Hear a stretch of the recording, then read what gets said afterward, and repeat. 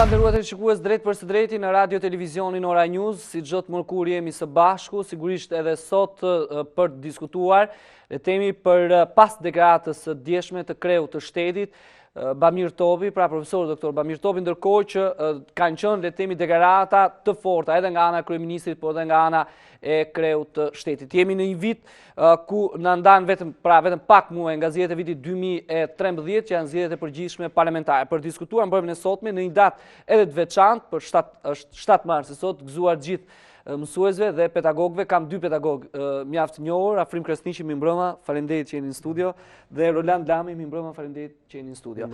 Gjithsesi, do ta nisim menjëherë me insertin e parë, ndjekim çfarë ka thënë 48 orë më parë kreu i shtetit në një prononcim për mediat, dhe më pas do të rikthehemi në studio për të nisur diskutimin.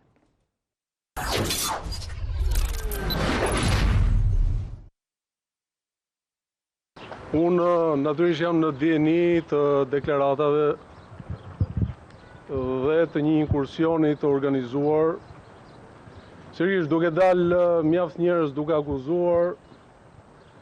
Unë kam mbrojtur një profil shumë institucional, nuk jam marrë me ta, por duke dalë kryeministri, sigurisht një përgjigje për të e kam. Për të parë çështjen e ligjit në fjalë. Ky është një ligj i cili është kthyer si antikushtetues nga gjykata kushtetuese. Është një ligj i cili mori një kontestim të ashpër, do të thoja, edhe nga Komisioni i Venecis dhe nga partneriteti ndërkombëtar. Për sa i përket moralit ligjit, unë kam firmën time në vitin 2006 së bashku me zodhin Majko, projekt ligji i cili asnjëherë nuk miratua nga parlamenti. Pra, edhe sot e kësaj dite, ai ligj meriton që të miratohet dhe jo të deformohet për të bërë antikushtetues, dhe pastaj ka diçka tjetër ka të bëjë me moralin. Ju e dini që njeriu që akuzon duhet të jap shpjegime për polifotot me antarët e byros politike të kohës diktaturës, dhe është gati ironike dhe një hipokrizi e papranueshme që në krye të Komisionit Ligjeve, aty ku certifikohen ligjet dhe për të përndjekurit, është pasardhësi i një personazhi të nomenklaturës lartë të kohës së diktaturës. Pra, ky personazh ka marrë pak a shumë pamjen fizionominë e David Copperfieldit, është bërë iluzionist, ka 22 vjet, që i thotë shqiptarëve që duhet kthen pronat, dhe s'ja kthen. I thotë përndjeku politik që do kompensoni dhe 22 vjet me radhë nuk e bën. Ndërkohë që ka një detyrim i parë për ta realizuar. Pikërisht ky ka qenë programi i Partisë Demokratike, për atë që për cilën ne jemi rivotuar në 2005. Për cilën ne kemi bërë një luftë që ka qenë shumë parimore. Dhe kjo punë nuk mund të shkojë më me deklarata. E ka pasur mundësinë, ka 7 vjet që është përzdytin pushtet dhe nuk e bën. Pra, kur bëhet pastaj ballafaqimi i figurave që s'kan të bëjnë me diktaturën fare, por që kanë konsumuar diktaturën e të tjerëve, ndërkohë që ky personazh, që nga viti 68 është antar i Partisë Punës, sekretar partije, dhe 22 vjet të tjera bën prrallë me komunizmin dhe nuk i kompenson realisht, duke pasur në dorë mekanizmin, atëherë thoni juve ku qëndron e vërteta. Pra unë jam edhe një herë për hapjen e dosjeve, dhe të jenë sigurt se me hapjen e dosjeve shqiptarët do të shohin çuditëra edhe tek ata që merren me politikë.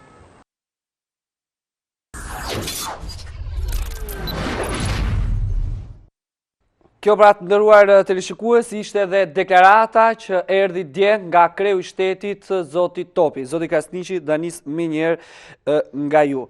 Një deklaratë shumë e fortë. Madje është e para e presidentit të Republikës, po e para edhe për vetë personin e zotit Topi, që nga aderimi i tij në Partinë Demokratike, le të themi që i bëhet ose më saktë ta quajmë një kundërpërgjigje ndaj kryeministrit të vendit zotit Berisha. Pra, një betejë mes dy institucioneve apo mes dy individëve, si shikoni ju? Kam përshtypjen nuk ka lidhje me individet ose me institucionet, sa ka lidhje me vizionin për gjërat që si po shkojnë në Shqipëri dhe kush janë, po themi, përcaktimet e asaj çfarë quhen interesa publike dhe asaj që quhet djathta tradicionale shqiptare.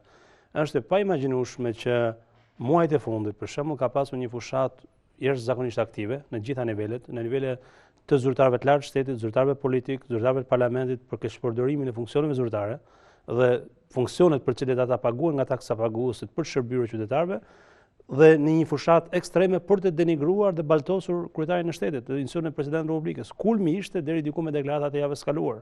Nuk mund të fajsosh presidentin e Republikës pse nuk ka pranuar një ligj i cili është sulmuar nga gjithë komitetet ndërkombëtar, është certifikuar si antikushtetues nga gjykata kushtetuese, është certifikuar si kundër parimeve demokratike nga Komisioni i Venecias. Për shkak se se këto lloj institucione ndërkombëtare ishin kundër hapjes së dosjeve në Shqipëri dhe ndarjes me të kaluara, por për shkak se ligji ishte bërë në mënyrë të tillë për të larë hesabet politike ditës dhe jo për të dënuar realisht funksionarët politikë që kanë qenë në sistemin komunist. Unë mund të marr vetëm një detaj. Ligji nuk prekste asnjë nga ata që quhen nomenklatura politike, do thotë sekretarët e lartë funksional apo ministrat funksionar, ndërkohë që prekte zyrtarët e nivelit mesëm për shkak se ligji u bë për nevojat fushatës elektorale dhe u bën kuadër në atyre proceseve gjyqësore ndaj një numri të madh zyrtarësh, përfshirë disa ministra në qeveri. Dhe duke qenë e tillë, ishte normale që presidenti i Republikës dhe çdo president që mund të ishte në zyrë, që lexon kushtetutën dhe është zbatuar para kushtetutës, do dëgjoj këshillën ndërkombëtare, do dëgjoj raportet ndërkombëtare, do dëgjoj gjykatën kushtetuese, dhe do thotë që ju keni bërë një ligj gabuar dhe duhet që ta rishikoni këtë ligj. Kjo ishte në thelbësjedhja presidenciale, ndërkohë që akuzat që u bë ishte jashtëzakonisht e rëndë. Ti thuash një person i cili ka pasur një shkuar jo të mirë në sistemin komunist, baba i tij ka qenë burg dhe ti thuash që ti je komunist për arsye se nuk e miratuar ligjin që un kam dashur, që është tërësisht jashtë struktura, është gjë më absurde dhe aq më tepër kur kjo deklaratë vjen nga disa njerëz që kanë pasur funksione në Partinë e Punës së Shqipërisë. Dhe kjo kam përshtypjen është një arsye madhore dhe e dyta lidhet me atë lloj kulture politike baltose që në Shqipëri është bërë tradit. Është bërë, domethënë, mjafto që një grup zyrtarësh, një media të caktuara ose individ të caktuar të baltosin këdo nga kamrat publike dhe në mënyrë automatike ky merret e mirëqend dhe konsiderohet, po themi, e keqja e shoqërisë.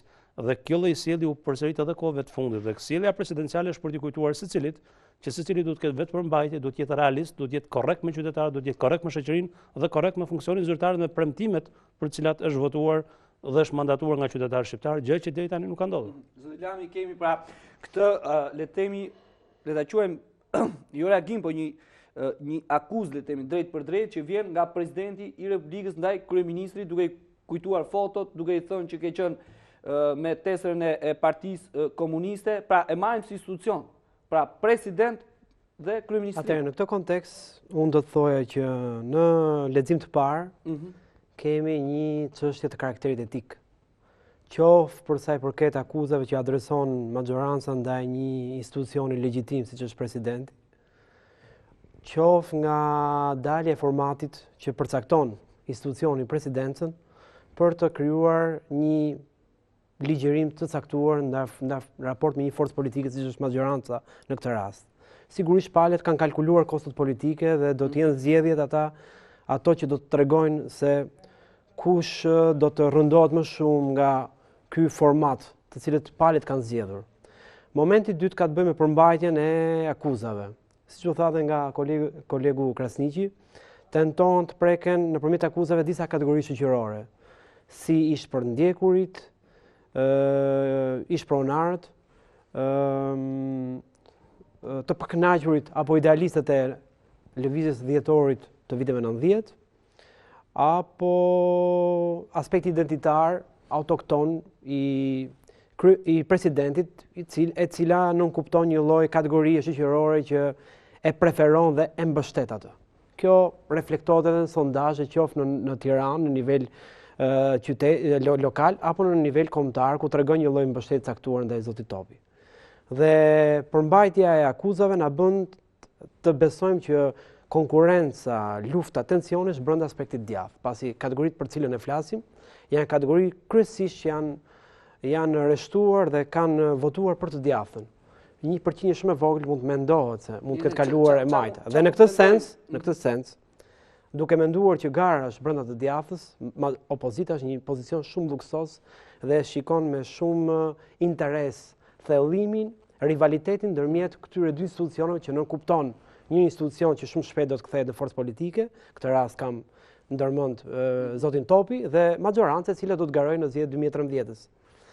Dhe momenti i tretë që unë mendoj që përbën interes është fakti pse institucioni i presidentit dhe majoranca kanë ardhur në këtë situatë, ku dihet që kreu i këtij institucioni ka dalur nga kjo familje dhe ka pasur një pozicion goxha të lartë brenda kësaj familje. Dhe fakti që numri 2 kësaj partie asnjëherë të paktën brenda forcës politike ku ka aderuar për një periudhë shumë gjatë, nuk ka guxuar t'ia thotë këtë gjë kryetarit, por ja thotë në momentin ku mendon që mund të shkëputet nga kjo forcë politike apo mund të rivalizohet, tregon edhe një lloj aspekti karakteri ndoshta ose aspekti sinqeriteti të zotit Topi, që nuk kupton ku është brenda partisë, respekton dhe vlerëson leadershipin, por nuk guxon dhe nuk pretendon të mund të sqarojë disa aspekte që lidhen me të,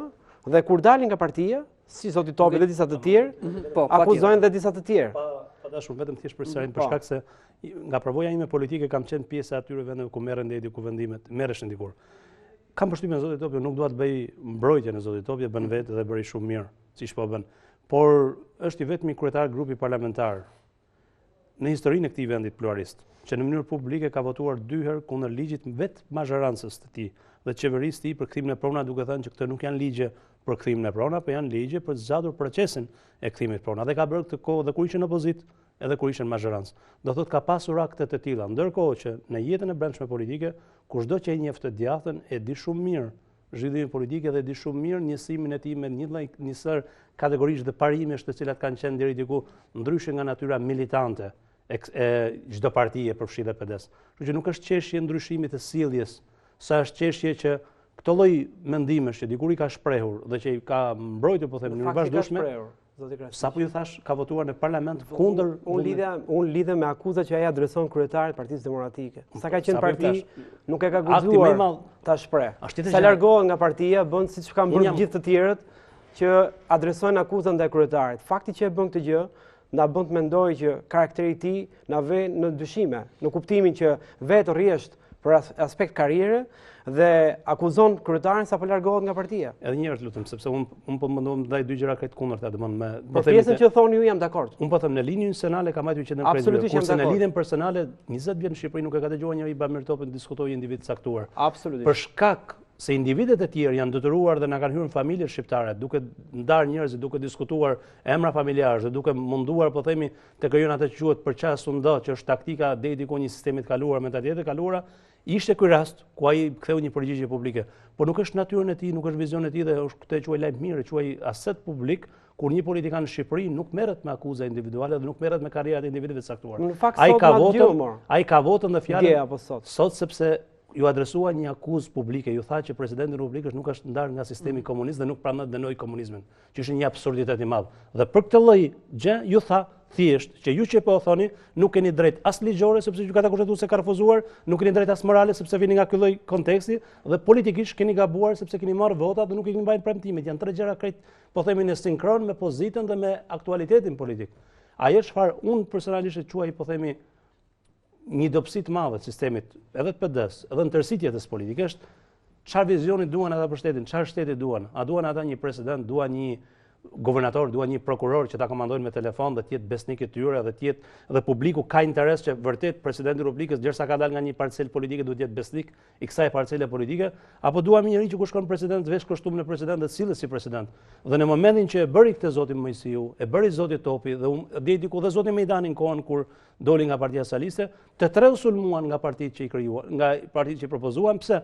Sepse liderit politik, që në këtë rast janë gjithmonë të njëjtit, nuk pranojnë që të ketë institucione të pavarura dhe individ që mund të mendojnë dhe të veprojnë ndryshe nga interesat politike ditës tyre. Dhe ky është problemi madhor për Shqipërinë. Nuk është problemi madhor që po themi presidentët tek ne po mundohen të kalojnë etikën institucionale në komunikim me njerëz të cilët në mënyrë 20 vjeçare po kanë krijuar kulturën e baltozës dhe kulturën e konfliktit politik në Shqipëri. Mirë, ju na ftuat që ne të shikojmë diçka më thelbësore në lidhje me burimin e këtij konflikti. Dhe unë jam dakord me ju.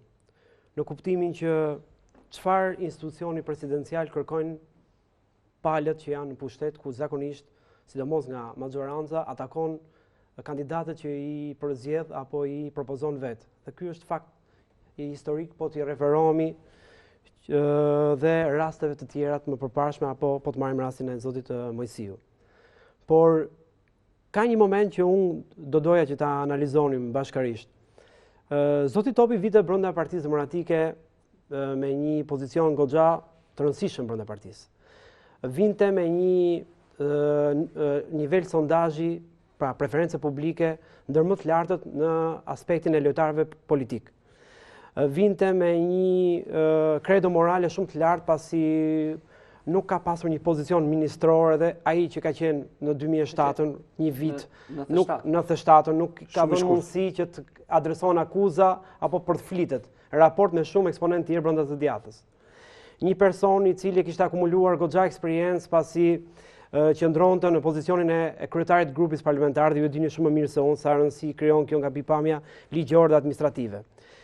Vinte brenda Partisë Demokratike me një mbështetje të caktuar ku 20 deputetët, të cilët drekuan me të, po përtej dregës si simbol, tregon një lloj mbështetje brenda PD-s mbi autoritetin apo mbi personalitetin e këtij personi. Për një moment caktuar, i nënvlerëson të gjitha këto aspekte, nëse do të marrim këtë ide që dua të them, dhe lën partinë për të shkuar në presidencë. Ku siç dim, është një institucion të paktën sa kemi parë, të paktën për aq sa ofron profili i institucionit presidentit, më shumë i shkon një xhakete e cila është në mbyllje të karrierës sesa i shkon një personi i cili është në mes karrierës. Atëherë mund vinë ndërmend dy gjëra. Ose zoti Topi ka qenë naiv pasi zoti Berisha duke spikatur rivalitetin e mundshëm dhe konkurrentin e mundshëm. Dhe të tjerët përreth tij duke parë që zoti Topi është i pakonkurrueshëm në publik dhe brenda partisë. Ti gjem një moment për ta zhvendosur dhe presidenca ishte, dhe me qëllimin që mos i hapi më shteg që të kthehet brenda PD-s, duke atakuar sa po ta marrë presidencën, dhe në fakt kështu ka ndodhur. Ose zoti Topi ka menduar me kaq ligjësi, po përdor këtë arsyetim, që do të shkojnë presidencë, pavarësisht është një institucion i cili mund të jetë në fund karrierës, po mua më jep një kredo morale më të madhe, dhe do ta përdor politikisht për të bërë këtë gjë që po bën sot për të formuar një parti politike. Mua më duket që të dy palët nuk janë korrekt me njëri tjetrin, nga pikpamja morale, dhe janë futur brenda një loje politike që varet kush nga palët po e luan më mirë atë. Dhe nuk mund të fajtoj as maxorancën që akuzon zoti Topin, pa as zoti Topi i cili luan të moralshëm në raport me maxorancën, sepse të dy kanë bërë një lojë politike. Njëri ndoshta nga naiviteti, tjetri ndoshta nga djallëzia, ose kundërta. Njëri nga djallëzia, tjetri nga naiviteti. Ne si publik sot dim këtë gjë. Maxoranca me institucionin presidentit janë konflikt. Dhe është normale kjo? Unë nuk e di. Dakor, për këtë unë kam po themi arsyetimin tim. E para, nuk besoj që presidenti i Republikës po përdor presidencën për atë që quhet parti politike. Presidenti ka lënë të hapur idenë që do jetë i angazhuar politikisht. Dhe asnjë lloj veprimi institucional, dhe asnjë lloj veprimi presidencial, asnjë lloj veprimi që lidhet me funksionet e tij deri në datën 24 korrik, nuk e përfshin, pavarësisht akuzave dhe mendimeve që mund kemi secili prej nesh jashtë asaj zyre dhe jashtë, po themi, mjedisit publike. E dyta, qeshja përsëri, unë e përktheje përsëri ku ju e thatë. Unë nuk dua të mendoj që çfarë ka pasur në mend njëri dhe çfarë ka pasur në mend tjetri. Unë dua të mendoj atë që quhet interes publik, atë çfarë mendojnë qytetarët. Shqipëria kishte nevojë për një president dhe zoti presidentin një nga politikanë më të kohëtuar në atë kohë, publikisht që vazhdon edhe sot të jetë më i kohëtuar në listën e politikanëve. Po, atë do thotë që unë mendoj që secili prej tyre ka dashur ta marrë një funksion zyrtar për të shërbyer vendit dhe për kryer detyrat e tyre funksionale. Në rastin e presidentit aktual, gjatë 5 viteve të mandatit i, sepse është fundin e mandatit, nuk kemi asnjë lloj akuze nga askush për një skandal publik, për një përdorim precedente për qëllime personale apo për një sjellje precedente jashtë etikës zyrtare. Nëse merrni të gjithë listën e akuzave që i bën, lidhen kryesisht me ngjarje politike ditës, do thotë me nevojën e palëve që presidenti të jetë palë me palët. Dhe jo se presidenti është bërë palë me një palë kundër palës tjetër. Do thotë akuza kryesore që i bëhet i thuhet, siç i thuhet në mënyrë publike, pse ti ishe në familjen tonë politike përpara se shkoj atje dhe pse nuk formos gjëra që ne kërkojmë? Pse ti, po themi në datën e caktuar, nuk mbajte një pozicion pronësh, po mbajte një pozicion ndryshe neutral? Pse ti në zgjedhje ose në periudhë caktuar nuk mbajte përsëri një pozicion dukshëm publik për kandidatin tonë, po bëre përsëri rolin neutral? Kjo është e papranueshme në këtë kulturë politike, por kjo mendoj unë është problemi i personave, nuk është problemi i presidentit të Republikës dhe nuk është interesi i opinionit publik. Se qytetarët duan në fundin një president që të jetë jashtë palëve politike. Dhe këtë e shoh si problemin shumë afatgjat. Nëse merrni karrierën presidenciale të presidentit aktual për shembull, ne mbajmë mend mirë, 6 muaj e parë të mandatit, me njëherë 2 palët politike u afruan me një marrëveshje fshet për 4 orë, ndryshuan kushtetutën dhe i preken kompetencat themelore dhe vetë presidentit. Ai në mënyrë publike e distancoi veten nga ky ndryshim me deklaratë publike 2 ditë përpara se të votohej në parlament. Por për shkak se kushtetuta parashikon kur bën ndryshime të kushtetutës se presidenti nuk mund ta refuzojë, por në mënyrë automatike dekreton, normalisht ai zbatoi kushtetutën dhe hyn në fuqi ndryshime kushtetuese. Domthonë aty pati një sjellje tipike dhe sistematike kundër, dhe unë nuk e marr thjesht, po themi e përsërit edhe me precedentin më parshëm, nuk e marr thjesht si po themi sjellje ndaj një individëve të caktuar, sepse nëse ju merrni individë që cilët sulmojnë, unë nuk është sekret domosdoshmë, se merrni gjithë ata njerëz që kanë lexuar deklaratat ditëve të fundit, janë njerëz që në karrierën politike kanë pranuar gjithmonë bëjnë zero rrugën më shkurtër për bërë pushtet, për bërë karrierë politike, për qenë pushtet, dhe shumica e tyre kanë probleme me të kaluarën. Kanë probleme për shkak lidhjeve personale, për shkak pozitave që ata kanë pasur, ose për shkaqe tjera. Dhe nuk asnjë prej tyre nuk është në atë që quhet tradicionale, pjesë tradicionale që lidhet me sistemin e djathtën në Shqipëri dhe me djathtën tradicionale në Shqipëri. Nuk keni parë një figurë, po themi, politike të periudhës dhjetorit 90, nuk keni parë një përndjekur politik që është figurë përfaqësuese një elitar të mendimit djathtë në Shqipëri apo një grup të djathtët të cilët bëj kontestime, sepse secili prej tyre dhe një djathtë normale, siç e ne besojmë dhe siç ne e mbrojmë, sidomos ne brezi Dedi Kumeri, është një djathtë që zbaton ato parimet normale shtetit. Nëse për një të djathtë një president del i mirë për vendin, është krenari dhe aset për ta. Kurse në Shqipëri është e kundërt. Argumenti kryesor është nëse ti nuk më shërben, nëse ti nuk i bindesh urdhave të mia, nëse ti nuk përdoresh për fushata elektorale në interesin tim, ti e keq këtij vendi. Dhe nëse ka sot njëri në Shqipëri fatkeqësisht që mendojnë që presidentët e Republikës dhe presidenti aktual i Republikës që nga keq këtij vendi, atëherë jam i bindur që ky është problemi kryesor i këtij njeriu, nuk është i presidentit dhe i presidentëve që kemi pasur në këtë vend. Ne kemi pasur probleme të mëdha me mënyrën se si partitë kanë përdorur pushtetin, por kjo është një shenjë tregues. Po themi se si tradicioni në Shqipëri nuk ka arritur dot të mësojë dhe të reflektojë asnjë nga ato, po themi, gabimet që i kanë provuar dhe vendet e tjera. Është e paimagjinueshme një vend në NATO, një vend që do të hyjë be, ku me presidentin e Republikës, edhe jo vetëm sot, jo vetëm para një muaji kur ai deklaroi që unë do kem një angazhim politik, po edhe para 3 muajsh kur nuk kisha asnjë deklarate të tillë, vijohet me një fushat aktive, shumë të ashpër, represive, gati dhe fyse në media, në zyrat kryesore të shtetit, në zyrat e parlamentit, nga drejtuesët më të lartë shtetit dhe nga funksionarët në sër ministrisë qendrore, përfshi ministrinë e, po themi, arsimit, ministrinë e kulturës, ministrinë e mbrojtjes dhe ministri tjera që deri diku dhe nga detyrë funksionale e kanë komandant përgjithshëm dhe nuk i lejohet me ligj dhe për sakt pozitës publike për të kritikuar dhe për sulmuar sidomos politikisht kryetarin e shtetit. Po për shkak se në Shqipëri shteti partijak është shumë i madh se sa shteti ligjor dhe kushtetues që ne duam, që ju e mbroni dhe unë e mbroj dhe gjithë duam për këtë vend, atëherë janë të lloj interesash nominale të individëve të caktuar të cilët mundohen ta mbajnë peng të llojet të Shqipërisë dhe janë bërë pengesë dhe këtë e thon raportet ndërkombëtare. Nëse ka sot njëri në Shqipëri që beson që Shqipëria se mori ftesën, se ka fajin presidenti i Republikës dhe nuk ka faj njeriu për cilën ose jo njeriu, po platforma, grupet, individet, institucionet, të cilët janë mandatuar nga qytetarët dhe janë zgjedhur nga qytetarët për të bërë reforma dhe nuk i kanë bërë, atë ky është një problem madhor për Shqipërinë besoj. Unë jam dakord me ju në kapjen e fenomenit që ka një tentativë për të përfshirë, për të futur në një strategji politike e cila më shumë merret me akuzat, me etiketimet, me personalizimin, me baltosjen, dhe ju e dini shumë mirë që maxoranca e ka të ngritur në një shkollë një të tillë strategji. Dhe zoti Berisha është i sqaruar për strategji të tilla. Por me ç'duket, loja që po bën maxhoranca, e cila me sa duket ka rënë në këtë grack opozita, me sa duket po bien grack dhe presidenti me këtë reagimin e fundit sot, që ndoshta unë shpresoj të jetë vetëm ky, por nëse do kemi një vazhdim, na bën të mendojmë që padaqës maxhoranca po na fut në një rreth vicioz ku palët nuk po dallojnë dot nga njëri tjetri. Pasi çfarë po ndodh? Akuzon maxhoranca grupi i njerëzve të cilët e kanë ndërtuar karrierën politike duke luajtur kamikazin dhe jo duke ofruar mendime brenda partive, dhe kthehet opozita dhe bën të njëjtën lojë me kamikazet e saj për t'i mbajtur ison maxhorancës.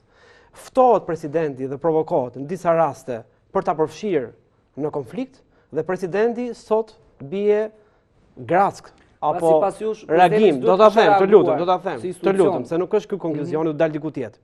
Dhe presidenti reagon. Tani pyetja shtrohet, cilat janë llogaritë që bëhen?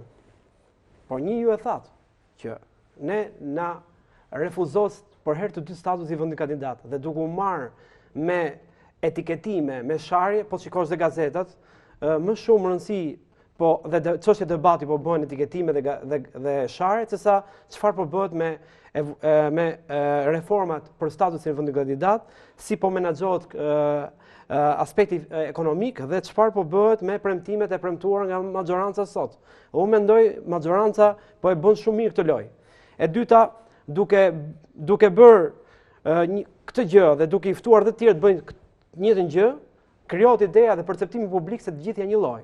Dhe ato njerëz të lëkundur apo ato njerëz që nuk e duan këtë lloj performancë apo kanë krijuar një lloj zhgënjimi nga maxhoranca, nuk e gjen votin askund, sepse edhe forca të tjera brenda të djathtës apo opozita bën njëjtën gjë. Dhe treta, ju e dini më mirë se unë, kryetari i maxhorancës aktuale është shumë i shtërvitur në këtë lojë dhe e luan më mirë se të tjerët, sepse është loja e tij. Dhe të tjerët duke tentuar t'i marrin lojën, shpesh herë kanë gabuar. Mos harroni këtu çfarë bëri maxhorancë opozita 2009-2010, 2011. Dhe çfarë nxori? Çfarë rezultati arriti? Pasi është një territor, është një shkollë që e luan dhe e ka konsoliduar më mirë se kushdo tjetër zoti Berisha.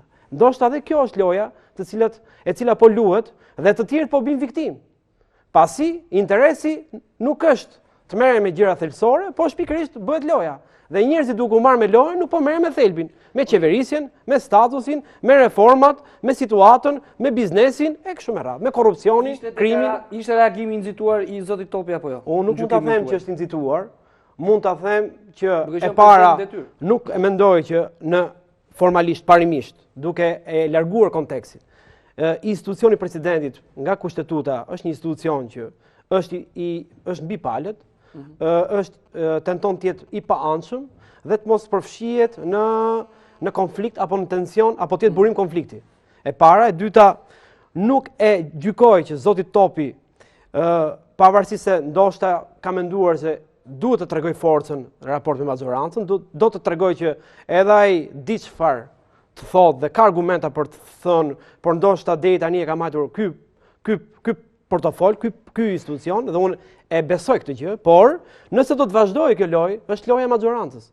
Dhe këtë lojë, historia na ka treguar që e luan më mirë ai që e ka të perfeksionuar, dhe jo të tjerë që tentojnë ta imitojnë. Në këtë kuadër nuk mendoj që duhet vazhduar më tej kjo gjë. Okej. Do të shkojmë ndërprerje shumë të shkurtër publicitare të nderuar televizionistë, do të rikthehemi më pas, do ndjekim një material shumë interesant, i cili na njeh le të themi me uljet dhe ngritjet mes dy prej figurave që ne po flasim sot, mes presidentit dhe kryeministrit. Kanë pasur, pra si kanë arritur që nga zgjedhja e Bamir Topit në postin e kreut të shtetit e deri ditën e sotme. Gjithsesi shkojmë së pari në ndërprerje të shkurtër publicitare, rikthehemi më pas, kalojmë te inserti i përgatitur.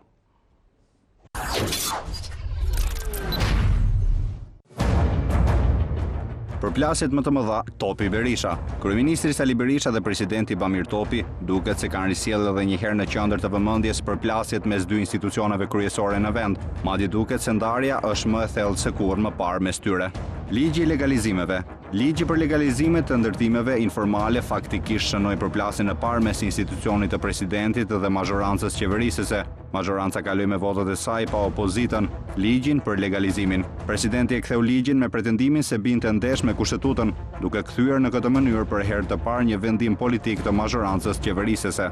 Shkarkimi i Sollakut. Shkarkimi e Theodori Sollakut nga posti i prokurorit të përgjithshëm me dekret të presidentit të Republikës përbën një nga momentet më të qeta në raportet mes tij dhe kryeministrit. Topi dekretoi shkarkimin e Sollakut pasi kuvendi kishte ngritur një komision hetimor parlamentar dhe kishte miratuar shkarkimin e kryeprokurorit. Çështja ishte në gjykatën kushtetuese për shkak se Sollaku kishte dorëzuar ankesë kundër veprimtarisë në komisionin hetimor. Por kjo nuk e shpëtoi atë nga shkarkimi. Presidenti Topi, pas një takimi me kryeministrin Berisha, firmosi dekretin e shkarkimit, si kundër propozoi emërimin e Ina Ramës në këtë detyrë. Mos shkarkimi kreu të shish. Një tjetër kërkesë e mazhorancës në drejtim të presidentit të Republikës ka qenë shkarkimi i Bahri Shaqirit nga posti i drejtorit të shishit, ndonse pa argumente konkrete, kryeministri ka tentuar disa herë të shkarkojë kreun e shish, ndërsa pengesa vetme ligjore ka qenë presidenti i Republikës. Mungesa një koordinimi për dekretimin e ndryshimit të padetyrë, mazhorancën të tërhiqet disa herë nga nisma.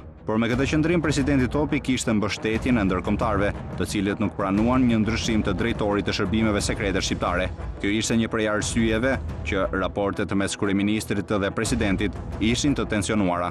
Gjykata e lartë kushtetuese. Kuvendi miraton me votat e mazhorancës një vendim politik për të rrezuar dekretet e presidentit Bamir Topi, përsa i takon emërimeve të gjykatave në gjykatën e lartë dhe atë kushtetuese.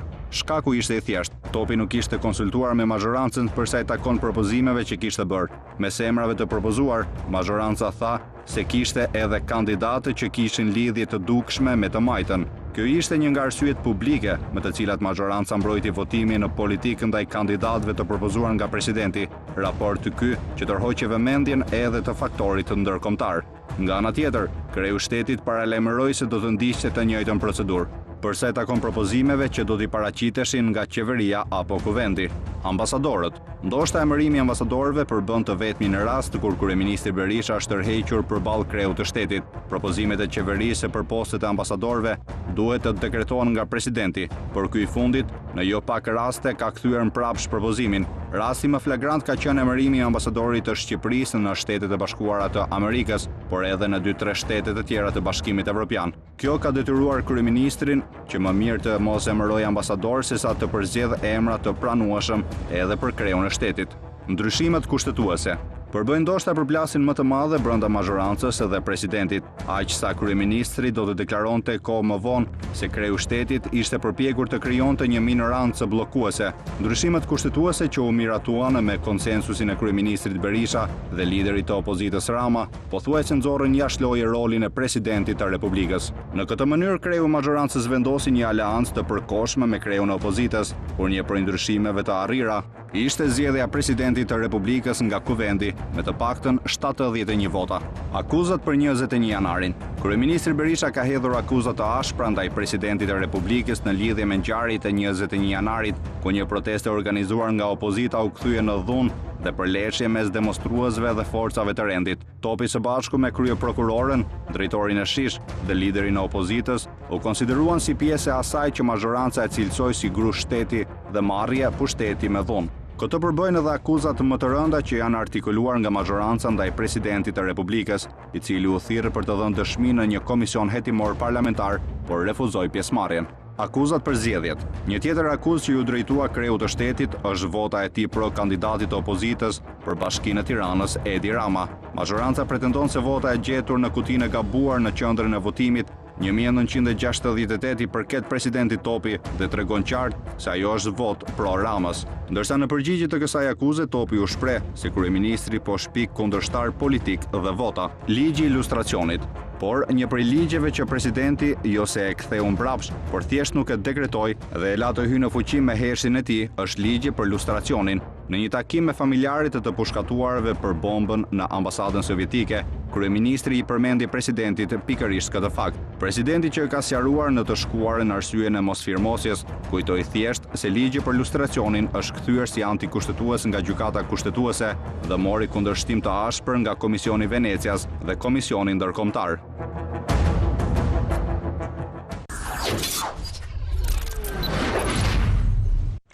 Oke, ky ishte një insert i gjatë, por që na njohë pra deri diku që nga zgjedhja e Zotit Topi është një foto e cilën regjia do ta japi, do ta rënçojnë këto momente. Jo, është një foto tjetër ku zgjidhet Zoti Topi, presidenti i Republikës. Nga një dashuri e madhe tek, le ta themi, tek një ndasi e madhe, pra mes dy prej njerëzve të cilët në këto vitet e fundit pra kanë qenë dy prej liderëve kryesor të partisë pra demokratike, ndërsa ndarja tashmë duket evidente. Kjo është foto ku është zgjedhur pra Zoti Topi në postin e presidentit të Republikës, ku ka marrë urimin e parë nga kryeministri Berisha dhe më pas është telefonuar, mos gaboj, me një nga ish presidenti i Kosovës, Zoti Fatmir Sejdiu, teksa ka marrë urimin e parë. Gjithsesi, Zoti Krasniqi, ju that pak më herët që të gjitha, le të themi, latë me kuptojnë se këto përplasje janë bërë për shkak sepse kemi pasur një president që ka respektuar, le të themi, ligjin dhe ka qenë mbi palët dhe kjo është e drejtë. Por kemi pasur momentin e parë ku ka qenë ligji i legalizimeve që është kthyer në fillim, më pas kemi pasur një qetësim situatave me shkarkimin e Zotit Sollaku, ndërkohë që ka nisur pas përplasja edhe me shumë gjëra të tjera. Ka qenë, le të themi, një përplasje e cila është mbajtur e fshehur dhe pikërisht ndodhi në këto momente, një vit ose ndodhi në momente ku Zoti Topi u shpreh se nuk do të jetë më kandidat për president, duke lënë të nuk kuptohet se nuk ishte më, le të themi, një shans ndoshta nga Partia Demokratike për ta rikandiduar sërish. Së pari, kur flitet për përplasje, duhet të kuptojmë që në marrëdhëniet e institucioneve demokratike gjithmonë kanë probleme me tyre. Dhe në këtë dhe kuptimi, jetë çdo lloj debati që quhet përplasje është realisht përplasje, po kemi të bëjmë me debate normale në funksionimin e shtetit. Ajo çfarë dallohet në këtë rast, për shembull, unë kam ngulë teza që nuk kemi të bëjmë me çështje individuale, çështje parapëlqimi apo çështje sjellje të dikujt ndaj dikujt tjetër. Po kemi të bëjmë, kam përshtypjen, me një kulturë politike në raport me funksionin zyrtar që ka individi i caktuar. Fakti është që presidenti i Republikës, po themi, këmgull, dhe unë besoj që gjatë ushtrimit mandatit i ka ruajtur staturën presidenciale. Ajo kur që mund ta tregoj këtë gjë, më shumë se sa mendimet individuale janë raportet ndërkombëtare. Dhe në çdo raport ndërkombëtar që dal deri sot, sidomos raport progresit mbi Shqipërinë, Bashkimit Evropian, është vlerësuar kudo roli i presidentit të Republikës si institucion mbi palët, i pavarur e tjera dhe negociator në rastin e krizave politike.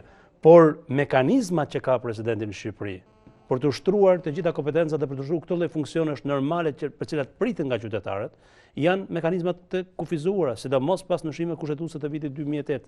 Dhe në këtë lloj kuptimi kemi një situatë paradoksale ku pritet shumë që presidenti të jetë kryetar, po themi, real i shtetit, babai i mirë i vendit, i qytetarëve, dera ku të gjithë politikanët zgjidhin konfliktet të shkojnë, ndërkohë që vendimet kryesore për konfliktet politike në Shqipëri dhe pushtetin real në Shqipëri kanë liderit politik. Dhe ne pam sidomos krizën pas zgjedhjeve të vitit 2009, kur dy palët politike shkuan në presidencë, presidenti i priti, ju ofroi drafte konkrete, debate konkrete, alternativa konkrete, pati përkrahje ndërkombëtare, asistencë ndërkombëtare, dhe palët politike refuzuan. Por atëherë nuk refuzuan vetëm presidenti, refuzuan dhe negocimin ndërkombëtar në Strasburg, dhe negocimin ndërkombëtar në Bruksel, dhe Shqipëria humbi statusin e vendit kandidat. Do thotë kur palët politike kanë interesa personale, nominale, politike, dhe i vendosin të interesa mbi çdo lloj interesi publik, atëherë nuk kemi një funksionim normal demokratik në Shqipëri, dhe ky është problemi, do të themi, dallimi kryesor që ka Shqipëria në raport me vendet e tjera.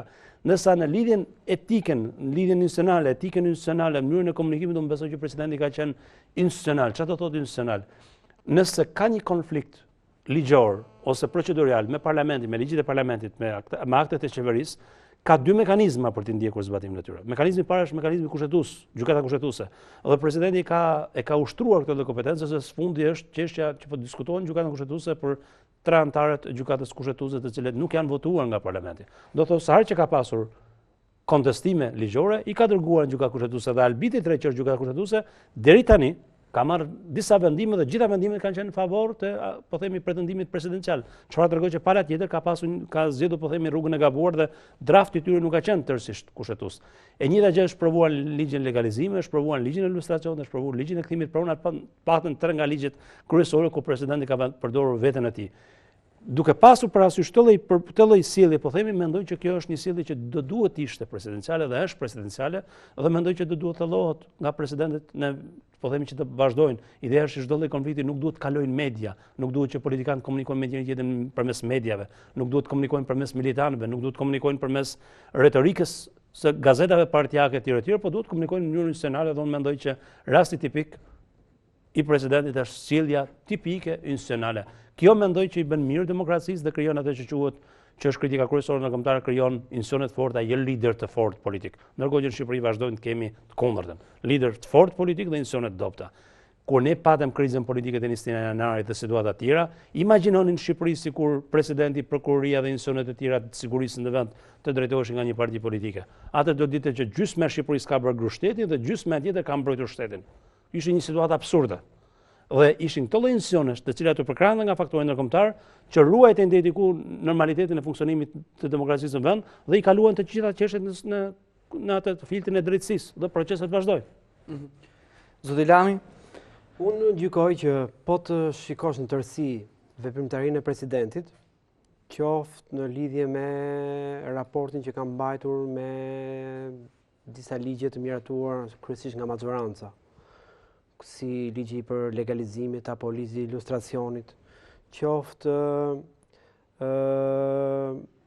shpërndarja apo e vlerësimeve apo dekoratave për disa kategori të caktuar shoqërore, qoftë ligjërimi i tij në përgjithësi i kujdesshëm, siç e tha dhe zoti Krasniqi, dhe unë ndaj të njëjtin mendim me të që në tekst nuk ka tendencë për të provokuar apo për të atakuar dikë. Në tërësi duken si lëvizje të cilat nuk kuptojnë disa grupime apo disa kategori të caktuar. Për shembull, ka mbajtur një qëndrim të caktuar me legalizimin, me ligjin e legalizimit, kur dihet që me këtë ligj prekën interesit drejt për drejt e një grupi shoqëror që fakt lidhet e djathtë që janë ish-pronarët. Dhe zoti Topi nuk e ka fshehur statusin e tij si zotrues i disa sipërfaqeve të caktuara pronash, nuk ka fshehur afeksionin, po pra, nuk ka shprehur afeksionin ndaj këtij komuniteti dhe nuk kanë qenë dhe publike edhe perceptimin e ish-pronarëve se si e perceptojnë presidentin kur nuk kanë munguar takimet me të. Në këtë sens, nëpërmjet qëndrimit që zoti Topi ka mbajtur me ligjin e legalizimit, ka mbajtur edhe një lloj konsistence në raport me interesat e një grupi të një kategorie të caktuar shoqërore. Elementi i dytë, më le ti marr një nga një, të lutem, sepse do dal diku. Ligji i ilustracionit është një ligj i cili prek deri diku afeksionin në një kategori të caktuar shoqërore që janë ish-përndjekurit. Dhe presidenti moralisht ka mbajtur një qëndrim pro ligjit të ilustracionit, mbajmë mend këtu firmosin e dokumentit me zotin Majko në 2006 apo jo. Por ligji sjell nga familja e tij politike, nga maxoranca, jo vetëm që u kritikua nga eksponent të rëndësishëm faktorin ndërkombëtar, por edhe nga Komisioni i Venecës. Madje edhe gjykata kushtetuese e rrëzoi më vonë. Kështu që në këtë sens, pozicioni i tij, qoftë moral i cili shpjegohet me aktin e 2006, por qoftë e ligjor i paanshëm që shpjegohet me vendimin e gjykatës kushtetuese, shpreh një lloj korrektësie qoftë me institucionin edhe me këtë kategori shoqërore. Çështja e dekoratave, e cila është një nga të drejtat funksionet që ushtron presidenti, është tentuar që të ketë një lloj vëmendje ndaj ish-përndjekurit politik. Edhe shtresave të caktuara shoqërore, si intelektual apo njerëz me merita në këtë vend. Ku edhe këtu mund të mendosh që shtresa intelektuale në fillimet e dhjetorit u prek dhe u tentua të përfaqësohet nga e djathta.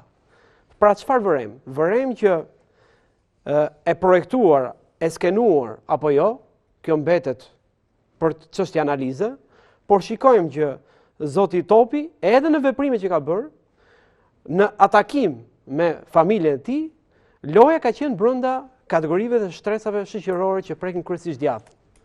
Dhe ose maxoranca është xhelozuar nga kjo lojë e presidentit, ose presidenti ka menduar që maxoranca nuk po luan siç duhet detyrimin moral që kanë nga këtyre kategorive shoqërore. Ose tjetra, duke mbajtur një raport korrekt me këto kategori, të mendohet nesër mbas mandatit të presidentit për t'i përfshirë në partinë e re të zotit Topi. Kjo ka sjell rivalitet, ka sjell ankth dhe sot justifikohen deri diku dhe akuzat që lëshon maxhoranca në adresë të zotit Topi pasi mendon që pikërisht këto kategori që unë përmenda pak më përpara mund të jenë burim elektoral për këtë parti të mundshme që mund të krijohet mbas marimit mandatit presidencial. Dhe nuk e shikoj pa arsye gjithë këtë mori akuzës që është lëshuar sidomos këto 6 muajt e fundit. Në këtë sens pra shikoj që ka një lloj projekti, ka një lloj ideje për të shkuar diku. Nuk e shikoj si diçka të rastësishme. Në gjykimin tim, e programuar dhe e ideuar. Duke marrë gjithmonë idenë, zoti Topi vinte në gjysmën e karrierës politike dhe nuk mund ta mbyllte me presidencën aq më shumë ndryshimit kushtetues të 2008-s. Dhe në këtë funksion sigurisht do të mendote për të ardhmen e tij politike. Dhe ai e gjykon që ADN-ja, perspektiva, mundësia është brenda të djathtë. Nuk mund të jetë as në qendër, as tek e majta, siç mendohet maxhoranca ta pozicionoj, por vetë e di dhe vetë dyshon që pikërisht votat do të vinë nga shporta e së djathës. Nuk mund të vinë për asnjë arsye nga shporta e së majtës. Pikërisht backgroundi, qëndrimi, statusi, ligjërimi, lëvizje që ka bërë presidencë, që shkojnë në kuadër dhe në funksion të kësaj gjëje. Sigurisht edhe atë që ka akumuluar për fajt, për shkak të meritës së tij brenda Partisë Demokratike në vite. Për sa i përket sistemit drejtësisë, duke qenë se kreu i shtetit është dhe kreu i Këshillit Lart të Drejtësisë. Shpesh le të themi ka pasur edhe akuza, madje akuza edhe nga maxhoranca aktuale të ndryshme apo edhe nga kryeministri, duke qenë që prokuroria, kryeprokuroria është një le të themi propozuar nga zoti Topi në atë kohë, kemi pasur rrëzimet që janë bërë dekreteve të kreut shtetit për antarët e gjykatës lartë dhe kushtetuese. Ndërkohë më kujtohet para 2 javë mos gaboj, ambasadori gjerman Holt Kemper në një intervistë për Deutsche Welle shprehur, duhet një presidenti shprehur në Shqipëri duhet zgjidhet sipas kushtetutës, por duhet jetë një president për ta çuar përpara reformimin e drejtësisë në vend. Pra në gjykimin tuaj. Atëherë, sipas gjykimit tim,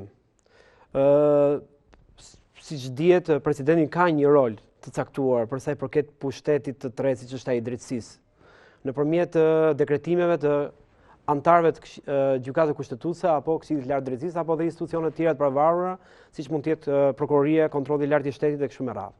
Në qoftë se ne do të marrim 2 institucione që ju përmendëm, prokuroria, e cila është në atakim të vazhdueshëm me maxhorancën, unë nuk e shikoj shqetësuese kandidaturën e propozuar nga presidenti për faktin që më mirë të kemi një institucion i cili është në konflikt me maxhorancën se të kemi një institucion për shkak të kandidaturës propozuar nga presidenti e cila ka një raport miqësor me maxhorancën.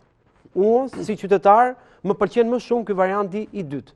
Përtej aspektit etik që nuk është normale që tentohet të ketë një lloj tendence kush uzurpoj apo kush imponoj tek njëri tjetri qëndrimin e tij, por më mirë një konflikt se sa një paqe ndërmjet institucioneve. Për sa i përket kontrollit të lartë të drejtësisë, sa e ka ushtruar funksionin kushtetues për të rritur cilësinë e drejtësisë në kuptimin e mënyrës si funksionojnë prokurorët apo gjykata. Kjo mbeti një çështje për të parë nga mënyra se si funksionon i gjithë sistemi i drejtësisë.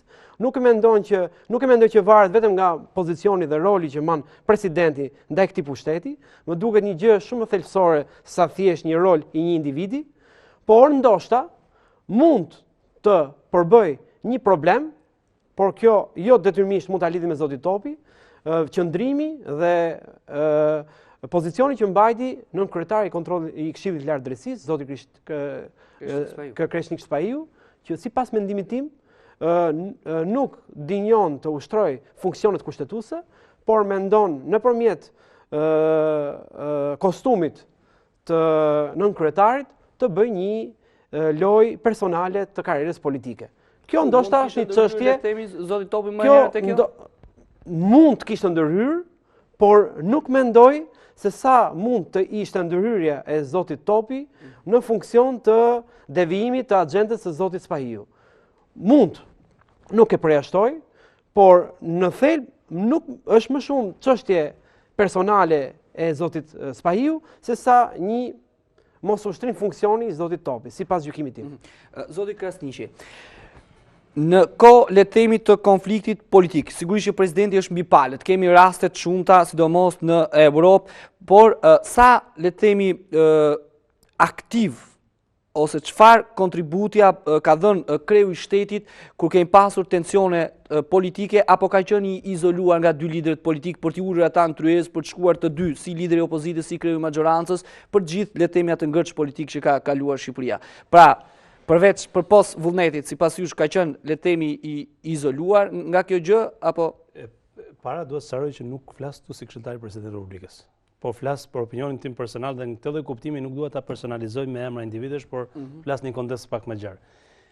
Çështja është e sistemit politik që ne kemi zgjedhur.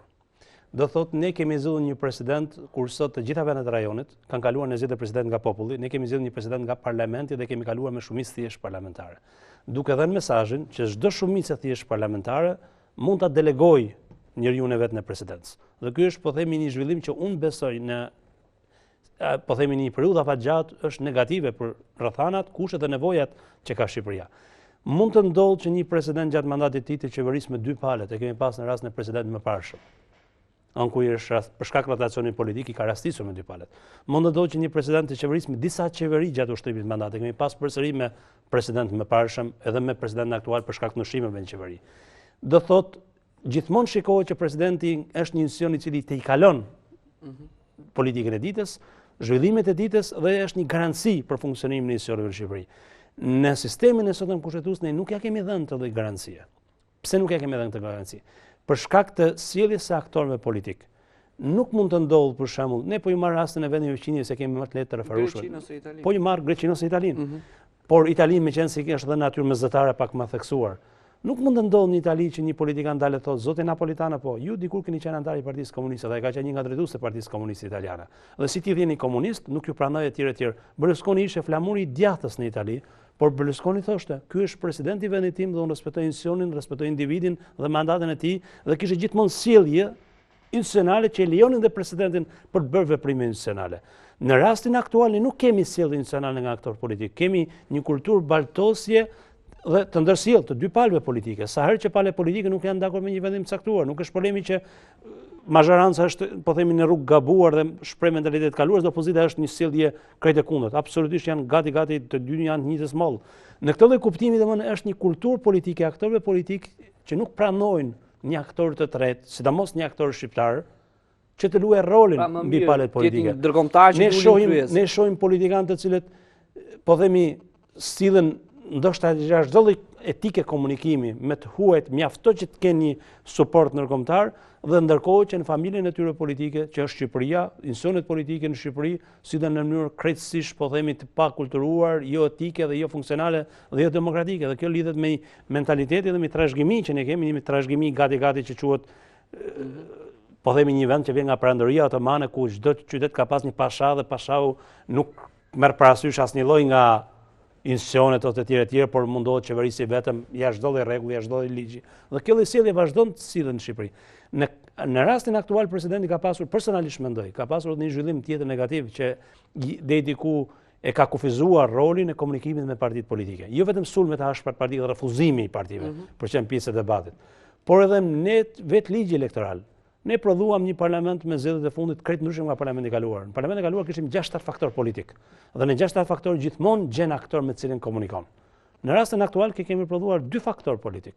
Dhe jo 2 faktor, po 2 lista që imitojnë liderin politik. Do thotë 2 lista kur çdo politikan thot, mendon, shpreh dhe sillet ashtu siç lideri politik i partisë që ka emëruar sillet. Dhe duke qenë këtë situata kufizon tërësisht edhe sferën e veprimit, jo vetëm president, por edhe aktorëve publik. Ne sot po themi një sër qeshjesh publike që dje i ngrinin partitë caktuara politike, se nuk i ngren me njëri, sepse s'ka mekanizëm për të ngritur, mekanizëm përfaqësues. Në të lloj rrethanash praktikisht është përsëri një zhvillim negativ edhe në funksion të zërimit të demokracisë, po edhe në raport me partive politike me presidentin. Dhe ana tjetër lidhet me konceptin që ka pasur presidenti dhe ka presidenti në raport me përfaqësimin politik në Shqipëri. Presidenti aktual e ka thënë në mënyrë publike që nëse ndonjë ditë do miratohoj përpara të marrimit të mandatit, zgjedhja e presidentit direkt nga populli, unë mund të merrja në konsiderat mundësinë për kandiduar në mënyrë publike tek qytetarët.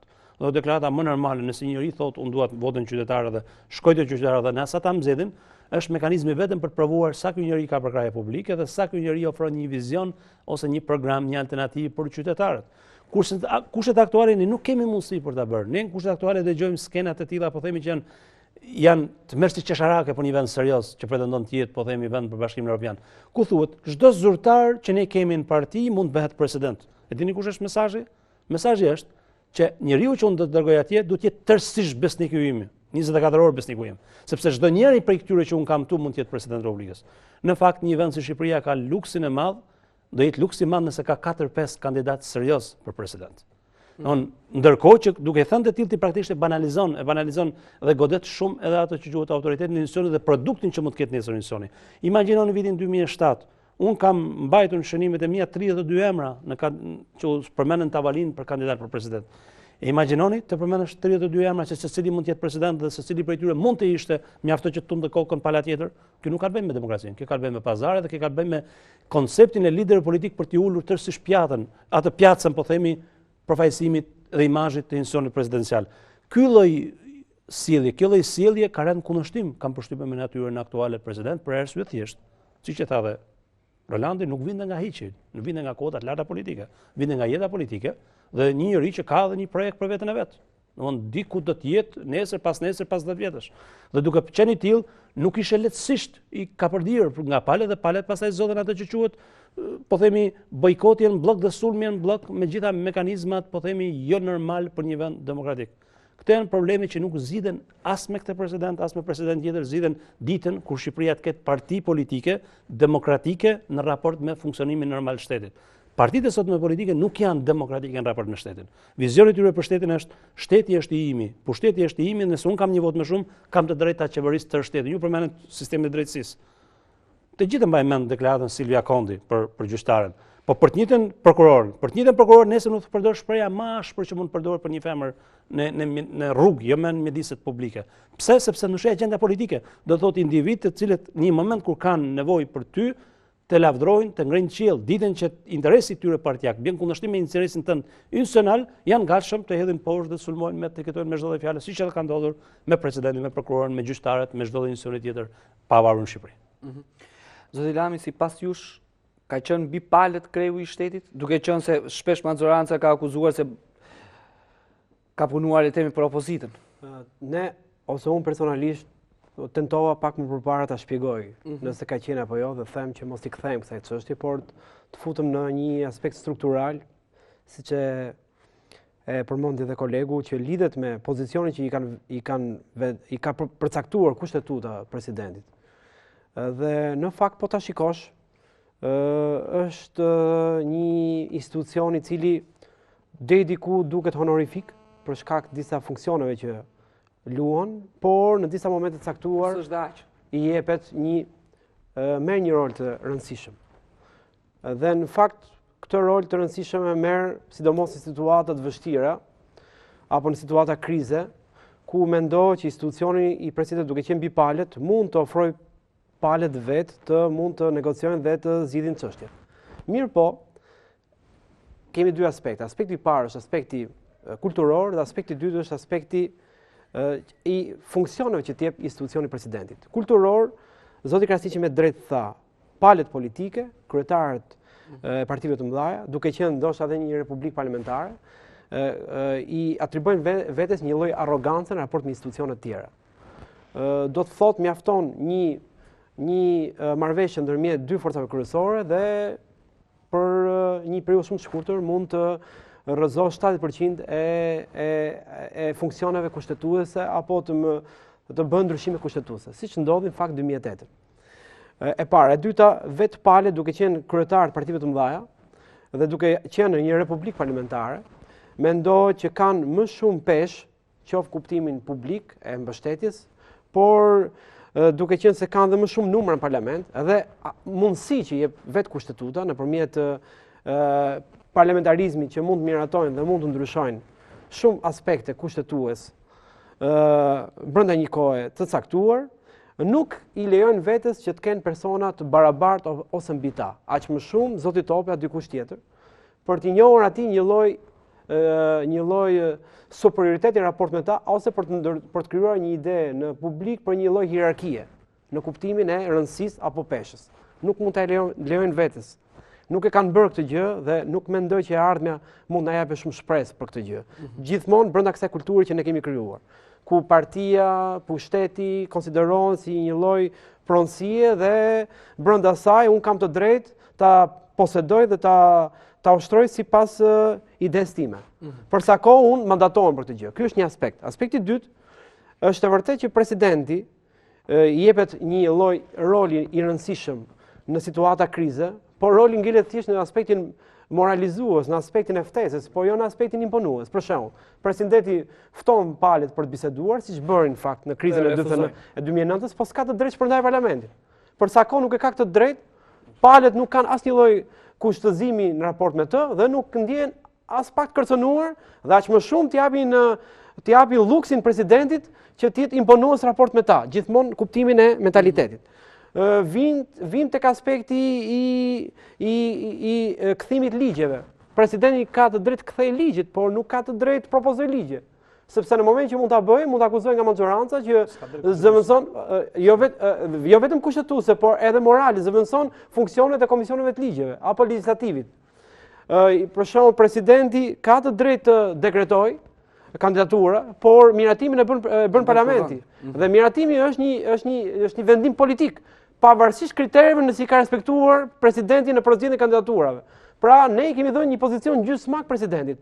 Dhe mua më vjen keq që zoti profesor Artam Fuga ka hapur një debat në lidhje me mënyrën e rikompozimit të presidentit dhe nuk shikoj reagim nga konstitucionalistët për ta menduar këtë gjë, pasi unë ma aq sa kam një uri juridike dhe ma aq sa kuptoj dhe ma aq sa i referohemi eksperiencave të vendeve të tjera, në çështjen e presidentit ne kemi disa probleme thelbësore që duhen ripar dhe duhen rikompozuar. Sidomos me ndryshimet kushtetuese të 2009 që ka nevojë për të ripar jo vetëm institucionin presidentit, por edhe institucionet tjera dhe pushtetet tjera. Okej, do të shkojmë ndërprej të fundit publicitar dhe menjëherë do të rikthehemi në studio, kemi një insert se çfarë ka thënë për të ardhmen e tij pas presidencës vet kreu i shtetit zoti Bamir Topi. Shkojmë publicitet dhe rikthehemi.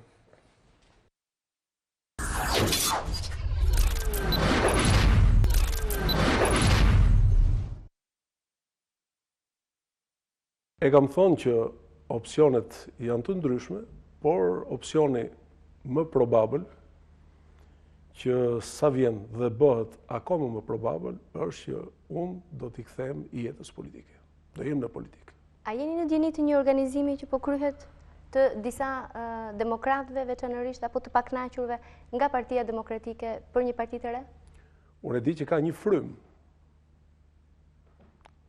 Pikërisht i qëndroj këtij momenti, ka një frym që diskutohet, që përcillet. Unë nuk mund të bëj rolin e njeriut që s'ka vesh të dëgjoj apo sy të shikoj. Kjo është një frym që vjen tek unë nëpërmjet një dëshire, por unë vetë ndaj pozicionin tim ashtu si u ndava pak më parë.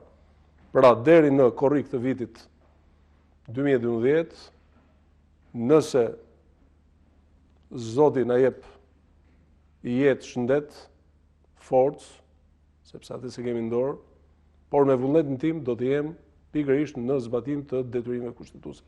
Mbas asaj dite, pastaj ka opsione që njeriu i lirë në një vend të lirë ka mundësi që t'i ushtrojë, sigurisht mbi bazën të gjitha vullneteve që dalin nga ai dhe nga të tjerë sigurisht.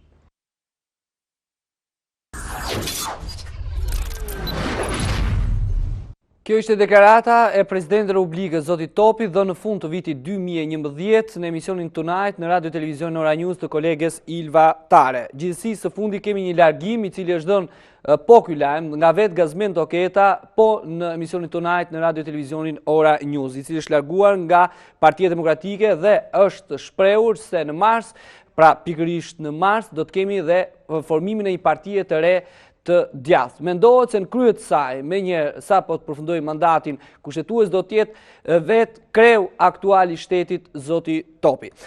Zoti Krasniqi, duke qenë se ke një eksperiencë për më tepër se 20 vite edhe në politikën shqiptare, është e nevojshme krijimi një partie djathtë në Shqipëri përveç Partisë Demokratike, duke u nisur nga fakti se kemi pasur një sër krimish partive djathta dhe të gjitha kanë përfunduar dhe janë bashkuar sërish me Partinë Demokratike. Po vetëm dua sqaroj se janë të tjerë që kanë provojë mbi 20 vjeçare në Shqipëri, në politikën shqiptare, në sistemin e kaluar dhe sot.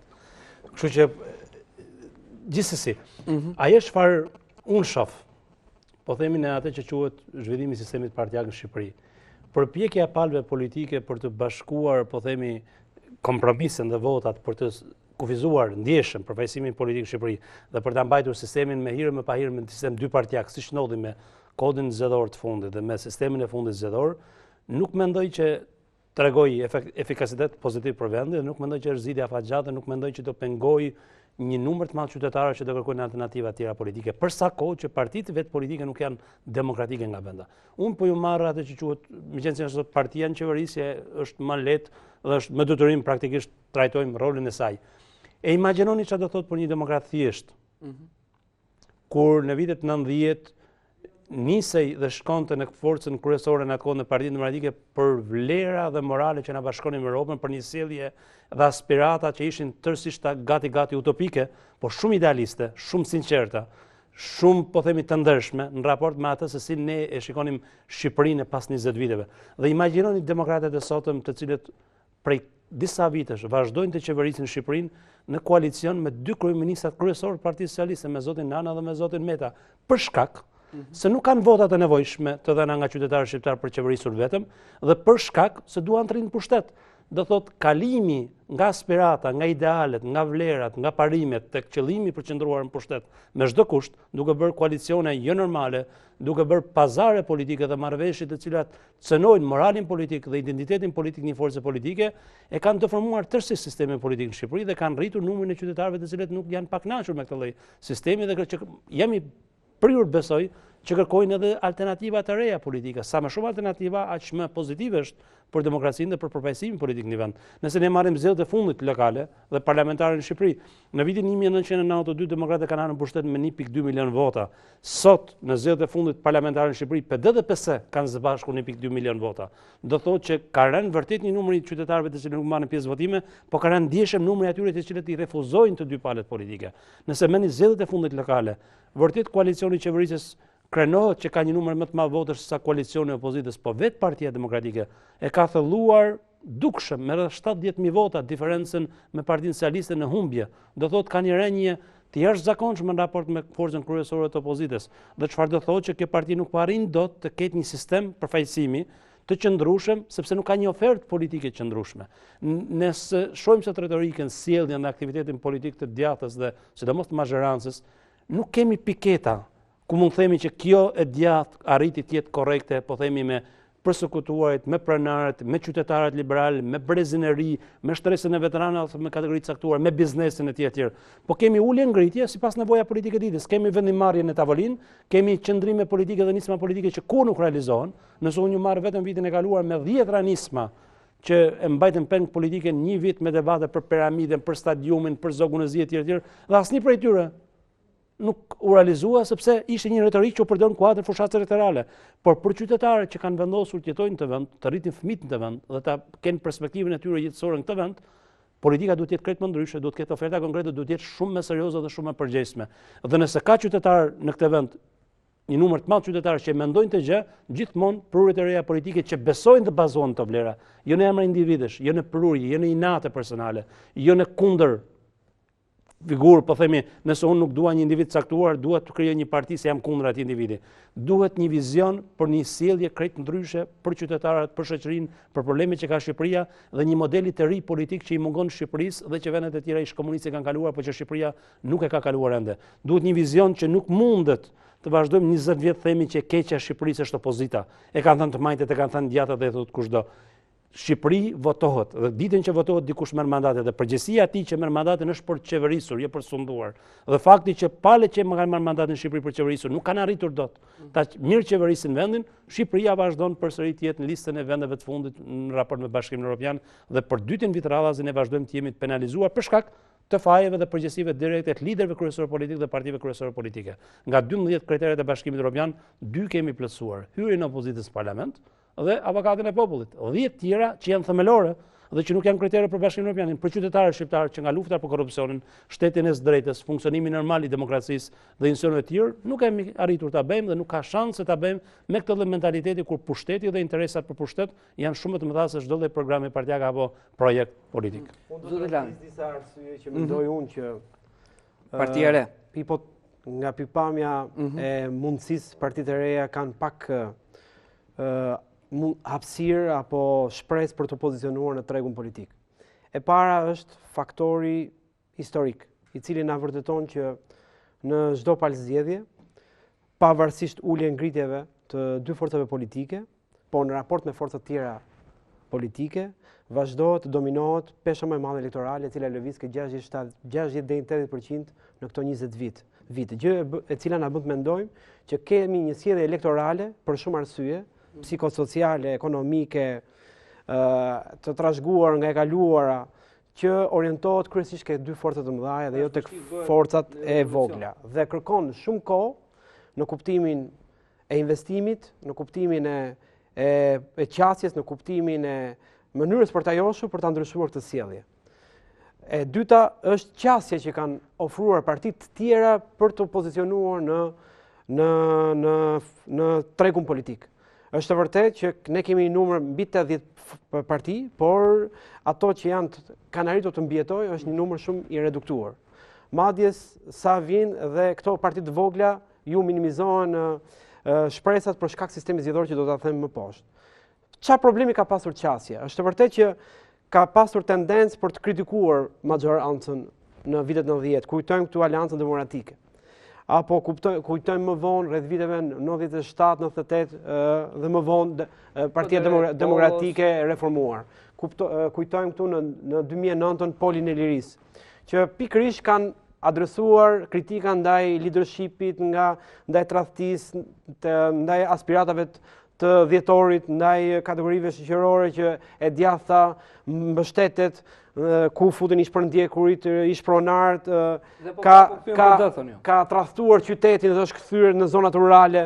Dhe në një farë mënyrë është menduar duke u qasur, duke kritikuar PD-n dhe jo duke ofruar një qasje në raport me elektoratin për të ndërtuar një doktrinë caktuar dhe për të adresuar disa nevoja që i shqetësojnë disa kategori shoqërore. Duke shpenzuar më shumë energji duke u marrë me PD-n, duke kritikuar me PD-n, çfarë ka treguar votimi? Ka treguar që këto parti nuk kanë arritur dot të mbijetojnë dhe sot që po flasim në tregun politik. Pasi qasja e tyre, siç po bëhet të paktën deri sot, po t'i referohemi Aleancës Kuqezi, që mendohet deri diku që tenton të marrë një pjesë elektoratit djathtë apo e djathta e drejtanishme, që mendohet që do të krijohet nga zoti Topi, eksponent brenda të djathtës, po bëjnë pikërisht këtë gjë që kanë bërë paraardhësit e tyre. Dhe e shkuara na tregon që nuk ngjit në elektorat. Momenti e tretë, qasja. Qasja nuk më duket shumë e frytshme, sepse e tregon e shkuara. E treta është sistemi zgjedhor. Sistemi zgjedhor është një sistem i cili favorizon partitë e mëdha, të cilët kanë një elektorat të stabilizuar, kombëtar, ose partitë lokaliste që i adresohen një komuniteti homogjen. Partia e zotit Topi edhe partia Aleanca Kuqezi nuk janë as PPD-ja, as PDI-ja, që mund të mendohet që i afrojnë një komuniteti homogjen, por tentojnë të jenë parti nacionale.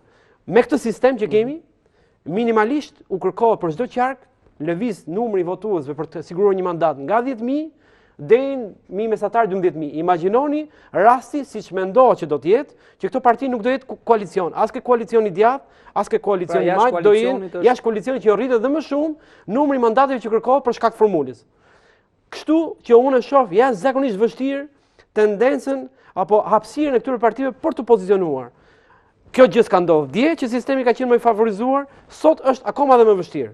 E treta është kostoja financiare e ndërtimit dhe e organizimit fushatës. Po të vërenin nga 2005-2011, 25 herë janë rritur më shumë kostot. Do të thotë që mediatizimi politik i rrit kostot. Dhe po nuk që në ekran, se zoti Krasniqi vjen nga fusha e politologjisë, nuk arrin do të imponosh elektoral edhe të tregosh që ekziston. Tregu mediatik, siç e dini më mirë dhe ju, është i adresuar ndaj dy forcave që pagojnë më shumë, kanë buxhet më shumë, kanë burime financimi më shumë dhe mediat kanë interes ndaj tyre. Për çdo forcë tjetër të re apo pa peshë dhe pa pushtet është shumë e vështirë zotrimi apo sigurimi i hapësirës televizive. Dhe sot që po flasim, sa më pak hapësirë televizive, aq më e vogël është mundësia që të sigurosh elektorat. Dhe e fundit, koha në cilën palët kanë në dispozicion është një kohë jashtëzakonisht e shkurtër sipas mendimit tim. Kemi lëvizje, akoma de jure nuk janë kthyer në parti, ku ndërkohë zgjedhjet janë mbas i viti. Sa do arrin këto lëvizje për një vit të thithin një elektorat që pretendojnë, Alianca Kuqezi thotë do të shporrim pashallar duke pretenduar që do jetë maxhorancë nesër, apo nëse do të krijohet, dhe besoj se po, partia e Zotit Topi, të mendoj që të jetë faktor brenda së djathtas. Unë të gjitha këto aspekte që u përpoq aty rëndis më bën të shpresoj që këto forca kanë pak shpresë për të imponuar në tregun politik. Zoti Krasniqi, në Twitter Rama e ka quajtur sot çarje në tresh Partinë Demokratike, duke lënë të nënkuptohet pra për Partinë e Zotit Topi dhe të Zotit Spahiu. A mos vallë po përsëritet ajo që ndodhi me të majtën, e kanë fjalën dhe sjell kujtes shkëputjen e Zotit Meta dhe krimin e LSI-s? Nuk besoj që ka paralelizma, unë është pak më ndryshe zhvillimi politike. Unë nuk mendoj që kemi të bëjmë, po themi, me fraksione dhe me individ që ndahen në fraksione për arsye të ndryshme. Unë vërtet besoj që në këtë vend, pas 20 vjetësh eksperiment, ka një kategori qytetarë, sidomos brezit e rinj dhe ata që quhen njerëz që kanë provuar dietiku tradicion, që mendojnë ndryshe nga modeli politik që ofrohet sot në Shqipëri, në tregun politik shqiptar.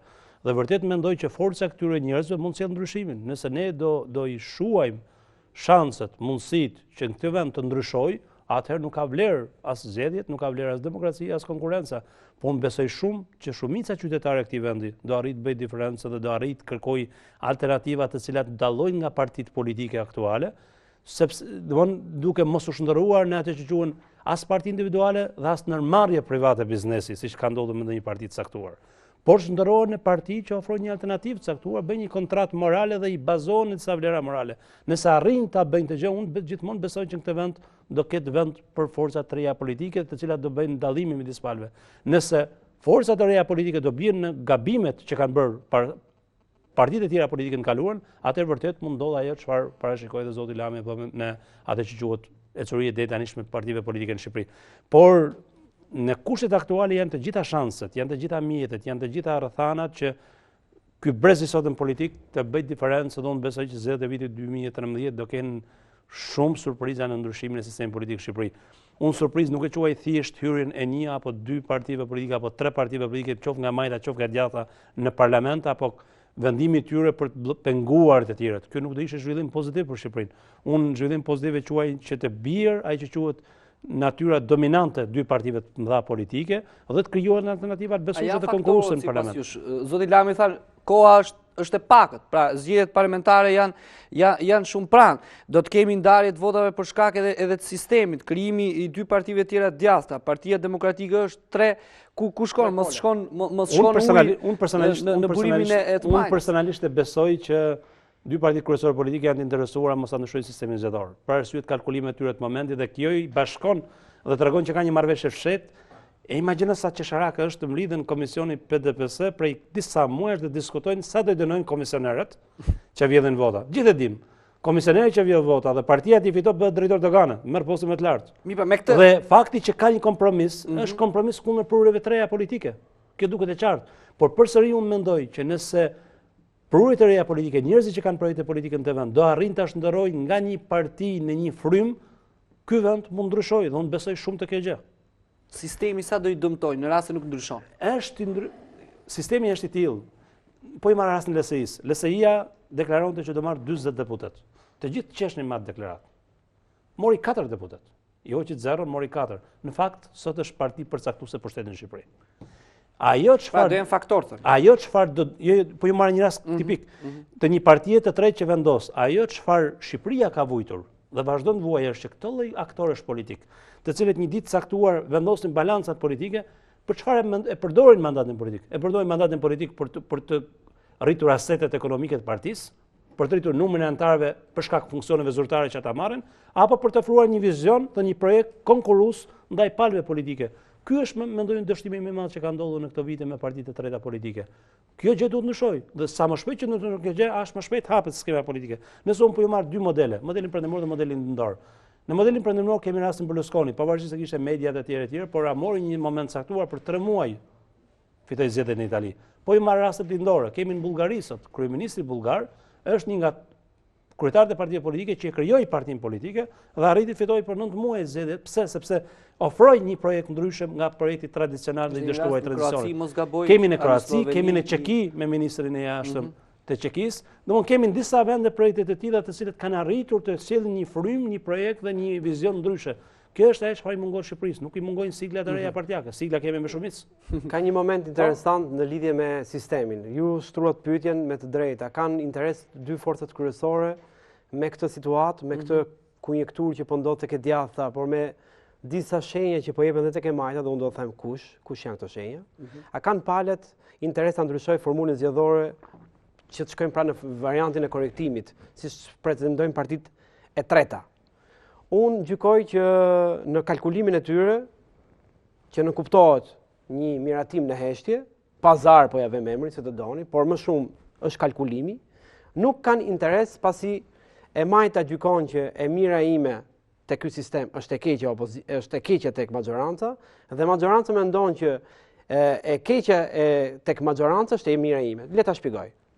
Me sistemin që ne kemi tani, rriten shumë shanset për opozitën, e cila po e sodit me shumë kujdes çarjen që po ndodh në spektrin e djathtë, pasi duke u krijuar pol brenda së djathtës, votat një pjesë e së djathtës humbasin. Ose shkojnë tek një pol tjetër, siç është poli që mund të krijohet Aleancë, Partia e Zotit Topi, Partia Demokrisiane apo ndoshta një parti tjetër.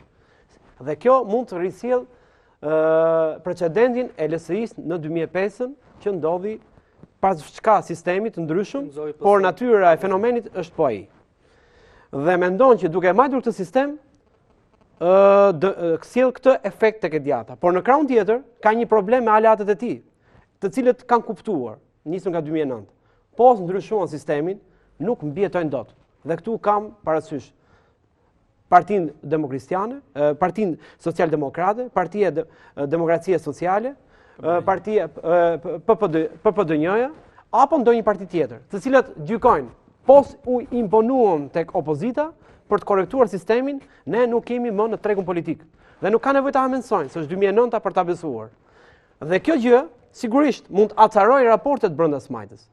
Dhe mund të bëj, siç bëri PDK, Partia Demokristiane, e cila ka lë djathtës, mund të kemi nesër edhe ndonjë lëvizje tjetër, e cila mund të joshet nga qeveria sot që i ka mekanizmat shumë më të mëdha për të joshur dhe për të përmbushur ndonjë interes imediat të një lideri apo eksponentit të rëndësishëm brenda partive. Dhe këtu ne shikojmë që llogaritë e së majtës për sistemin që mund të sjellë probleme të djathtën, duhet llogarisë dhe koston që mund të sjellë brenda të majtës. Vim tek e djathta. Mendon që dy forcat politike nuk do të sjellin më shumë dëm sa që solli poli i lirisë.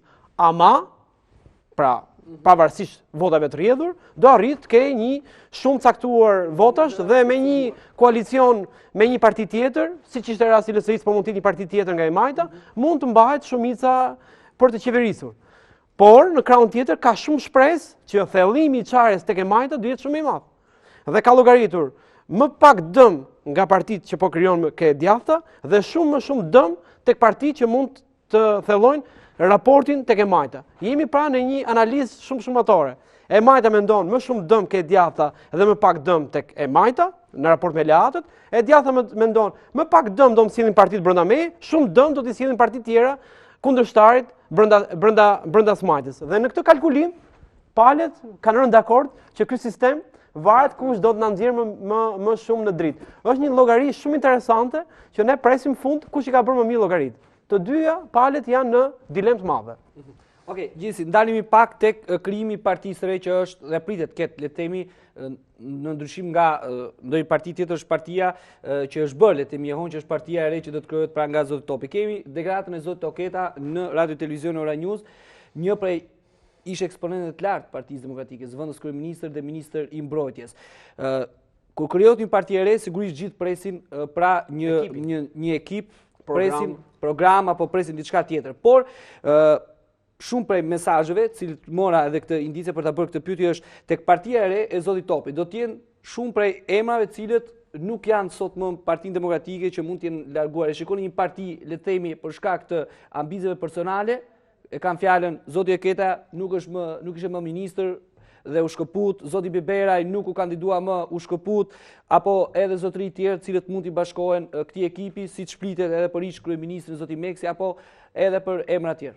Në qoftë se eksponentë rëndësishëm po marrim brenda së djathtës, që sot janë pjesë e strukturave të Partisë Demokratike, gjykojnë që sjellja elektorale bipolare, precedentet e kaluara me partitë si Motra, të cilët nuk kanë arritur dot të mbjetojnë, kostot në rritje të fushatave, të cilët përballojnë nga më shumë nga partitë të mëdha se nga partitë e vogla. Koha e shkurtër për të shkuar deri në zgjedhje. Sistemi zgjedhor nuk krijon shumë shans dhe shpresë për karrierë politike tek një parti tjetër, probabiliteti për të lëvizur nga një parti e madhe tek një parti tjetër duket relativisht e vogël. Atëherë mbetet një variant, mbetet një moment tjetër. Ndoshta mund të jenë i numër caktuar antarësh, deputetësh ndoshta, të cilët ndjen nuk shikojnë vazhdimsi karriere në këtë parti politike që aderojnë, nuk shikojnë mundësi pasi klanet brenda PD-s dhe në pushtet janë konsoliduar dhe nuk krijojnë shpresë për askënd që të mund të bëjë ndonjë karrierë të mundshme brenda PD-s dhe ta shikojë veten në vazhdimsi brenda asaj strukture. Sigurisht ky kontingjent i zgënjur, i mërzitur, me rrugë të bllokuar brenda PD-s, mund të shikojë një mundësi, mund të djegë një kartë tek partia e zotit Topi. Ky mund të jetë një numër i caktuar, nuk e dim sa mund të jetë. Ajo çfarë ka më shumë rëndësi, që mund ta përmbys këtë skemë është, siç e thatë ju, cili do jetë ekipi i zotit Topi, cili do jetë programi, sa do jenë figurat që do të i rreshtohen dhe do t'i bashkangjiten në kësaj lëvizje për të tërhequr të tjerët dhe për të krijuar shanse që nuk është një parti modeste, siç keni parë partitë e tjera, nuk është një parti e cila merret me çfarë ka bërë PD-ja, nuk është një parti e cila po futet për të qenë faktor nesër dhe për të qenë pushtet. Nuk është një parti që luan sot për nesër, por është një parti që luan për afatgjat. Sigurisht, e gjithë kjo që unë parashikova mund ta ndryshoj kahen. Mund të kemi eksponent që sot i kanë rrugët e bllokuar dhe mund të kthehen te kjo parti, mund të shikojmë eksponent të rëndësishëm që mendojnë që mund të japin më shumë te kjo parti dhe shikojnë aspiratën më shumë në frym, në përmbajtje te kjo parti se tek partia që aderojnë. Dhe kështu mund të ketë një pozicion tjetër partia. Por deri në momentin kur ne ta shikojmë të ekip, deri në momentin që ne ta shikojmë të program, unë jam i detyruar të ri analizat që bëra pak më parë. Ku të kem këto komponentë që thotë ju, mund të parashikoj çfarë do të ndodh, kush mund të afrohet dhe pastaj të flasim për kategoritë shoqërore që pavarësisht çfarë lëvizjes mund të ketë më vonë, mund të themi disa. Mendo që janë ish përndjekurit, një pjesë, janë ish pronarët, mendo dediku një pjesë e elektoratit brenda Tiranës për shkak të origjinës së liderit të kësaj partie, zoti Topi, mendohet të zgënjyrit që nuk kanë arritur të marrin plotësimin e kërkesave gjatë 8 vjet mandat të partisë të cilën e kanë votbesuar, mund të jenë diku të lëkundurit që shikojnë tek zoti Topi një lloj shprese për shkak të reputacionit, karizmit ose edhe programit më vonë. Si dhe mund të jetë dhe një pjesë që vjen ndoshta nga e majta, që nuk e gjen veten tek mënyra e drejtimit të partisë, e leadershipit aktual, nuk i pëlqen stili i drejtimit dhe mund të jetë një pjesë relativisht e vogël, por jo keq në peshë që mund t'i bashkangjitet. Për sa i përket kategorive, këto mendoj që janë, por gjithmonë mbetem në aludim, sepse akoma nuk di të them stafin, programin që është një komponent shumë i rëndësishëm për të krijuar frymën e një force politike. Po çfarë? Po zotë Krestiqen pas do kanë lidhje me zotin Aketa. E kam ndjekur intervistën edhe në stacionin tuaj. E një zotin Aketa që nga koha e greve suris në 91-shin ku është bashkuar me PD, kështu që nuk është nga ato prurrit që erdhën me telefonatat e orës fundit në zgjedhjet e kaluara. Por është një njerëz që ka pasur një aset publik në këtë parti që në themelimin e saj. Unë mendoj që për qytetarët shqiptarë që shohin një njerëz si ai që kur flet, se si argumenton, dhe se si shikon gjërat, shohin deri diku një model se si duhet jetë Shqipëria. Do thotë, unë nuk e marr atë si modelin e politikanit, po themi në kodat më të larta, po unë e marr si një model që i nevojitet Shqipërisë. Një politik qytetare, një e folur me argumente, një njerëz që nuk ka shquar dhe nuk ka marrë pjesë kurrë në konflikte dhe nuk është përdorur nga politika për konflikte politike. Një njerëz që ka bërë detyrën zyrtare dhe ka marrë merita për detyrën zyrtare, dhe një njerëz që dallon shumë nga të tjerët. Akuza kryesore që i bëhet sot është e bën për karrierë. Zakonisht për karrierë njeriu shkon te partia e madhe që ka pushtetin. Për karrierë bëjnë këta që marrin poste ministra, zëvendës ministra dhe i bashkëngjitin liderit mazhorancës duke i thënë çfarë poste do më japësh sot. Nuk e bën për karrierë njeriu që ikën nga pushteti dhe kalon në opozitë. Është krejt e kundërt. Në tëra partitë demokratike të botës, në çdo lloj vendi të botës kur ndodhen procese të tilla, nuk kemi veprim karriere, kemi veprim qytetar. Qytetari do thotë të largohesh nga pushteti dhe asetet e pushtetit, sepse beson diçka dhe dalesh në opozitë me këtë lloj sjellje politike duke premtuar që unë do mundohem të bëj diçka. Është krejt e kundërt. Kështu që praktikisht sulmet që ati ju bën, mendoj që ishin fyse për vetë Partinë Demokratike dhe njerëzit që besonin që në këtë parti ende kishte ngelur disa shenja qytetarie dhe demokracie. Ne duhet mësohemi që kur partitë krijohen, siç e përcakton ligji i kushtetuta, bashkime vullnetare, ditën që dikush largohet, ditën që dikush nuk është dakord, përpara se ta etiketojmë individin, le të ngrenim problematikat e tij dhe të shohim çfarë nuk funksionon. Ne e dimë që nuk ka struktura zgjedhura në PD, nuk ka vendimmarrje, nuk ka debat, kryesia nuk funksionon, nuk ka sekretariat zgjedhur.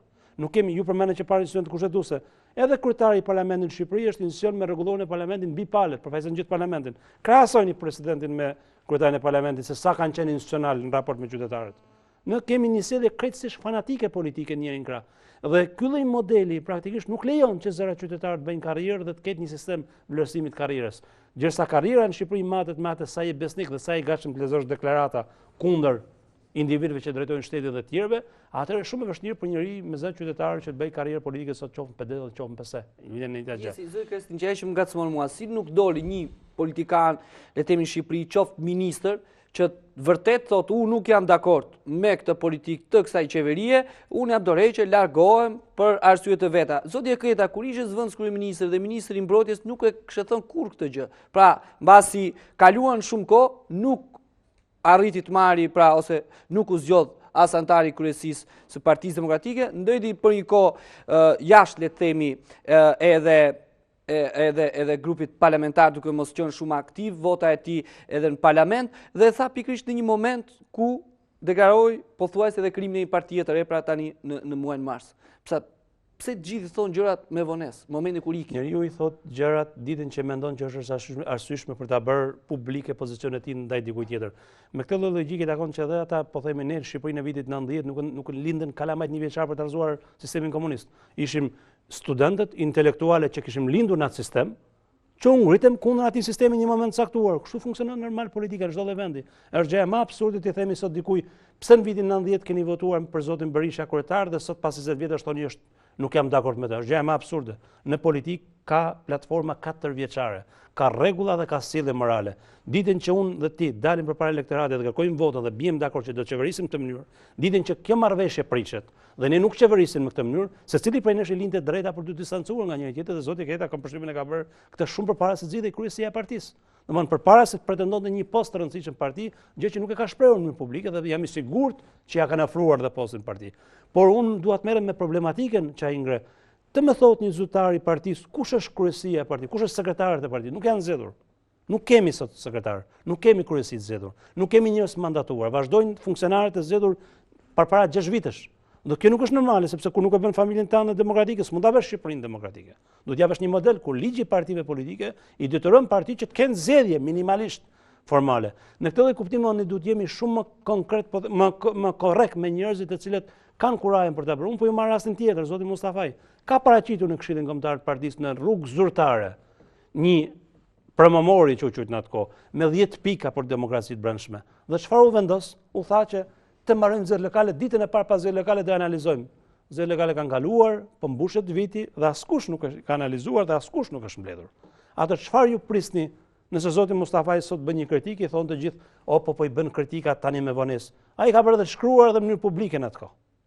Megjithatë, zoti Krasniqi, duhet të vëmë theksin në një aspekt që lidhet me kulturën politike që ne kemi ndërtuar në këtë vend këto 20 vite. Ne në fakt na mungon precedenti i dorëheqjes. Për shkak të zgjedhjes që bën një person ku shikon që i cënohet etika apo i cënohet ajo çfarë ka premtuar apo ka deklaruar në raport me zgjedhësit e tij. Dhe në këtë rast ne na mungojnë raste të tilla për të ndërtuar një lloj modeli edhe për të krijuar shpresën që mund kemi dhe ne momente kur një person në një pozicion shumë të rëndësishëm heq dorë nga ai pozicion, pavarësisht privilegjeve që i afron pozicioni. Dhe ky është një aspekt kulturor që ne na mungon. E dyta, është e vërtetë që ne kemi një raport të caktuar, shikojmë të politikanëve, raport me pushtetin, pasi shikojmë që politika është një pushtet i pakonkurrueshëm nga pikpamje burime me pushtetet e tjera. Ne kemi parë nivel lart i shoqërisë civile në nivel dekani apo kryetar institucioni i një institucioni kërkimor apo një organizate jo qeveritare, të cilët sapo kanë arritur të stabilizohen në treg me një sakrificë rreth 20 apo 15 vjeçare, janë katapultuar në politikë pasi kanë parë që politika është shumë më seksi se sa institucioni që ata drejtojnë. Dhe ky është një moment i dytë. Dhe momenti i tretë, unë jam shumë dakord me ju, që ju edhe e prekën në fillim, që ky sistem zgjedhor me listat të mbyllura e ka mbytur demokracinë e brendshme të partive, jo se ka lulëzuar më përpara, por të paktën ka ulur pretendimet e eksponentëve të cilët edhe në qoftë se mund të ngrenë zërin, sot nuk mund ta ngrenë më zotin Ertil, sepse e para nuk varen më nga zonat elektorale, nga ato shkojnë dhe garojnë, sepse nuk e dinë sa vlen pesha e tyre elektorale, pasi një listë mbyllur unë dhe Afrimi nuk e kuptojmë cila është diferenca ndërmjet meje dhe zotit Krasniqi, pasi ne dim vetëm votat që kemi marrë për sigurimin e mandatit, nuk dim diferencat e votave. E dyta, fati jon nuk varet nga mënyra se si punojmë dhe ndërtojmë raporte me elektoratin, po varet nga pozicioni që kemi në listë. Nëse zoti Krasniqi është në një pozicion shumë më të favorshëm se unë, pavarësisht punës që mund të bëjmë unë në terren, zoti Krasniqi ka probabilitetin e madh të votojë, të zgjidhet. Në këtë rast, shiko që gjithë fati i deputetëve varet nga kapriço e leadershipit në çfarë vendi i vendos në listë. Më thoni ju, cili është e ardhmja e një deputeti në qoftë se ngre zërin brenda strukturës partisë. Cila është e ardhmja e një deputet i cili nuk e di me këtë sistem që është, që nëse do hiqen nga PD-ja, njëjtën gjë do bëjë edhe PS-ja. Nuk e di se çfarë peshe ka në elektorat dhe nuk guxon dalë si kandidat i pavarur, siç kemi pasur raste në historinë 20 vjeçare që kandidatë që nuk kanë parë, që lideri i tyre i ka parë një lloj dashëmisie, janë imponuar si kandidat pavarur dhe kanë votuar. Për sa kohë nuk është ky kontekst, sigurisht do kemi ushtar, njerëz të rreshtuar, të cilët çdojnë në moralin e tyre apo në sjelljen e tyre, qoftë ku janë afër pushtetit apo ku janë larg pushtetit. Okej. Prekëm pak më parë pra formimin e dy partive të reja, ç'mendon kryeministri i vendit Sali Berisha për këto krimin e dy forcave të reja politike? Ndiqim intervistën që e ka dhënë në studion e lajmeve me kolegun Patrik Sadigaj.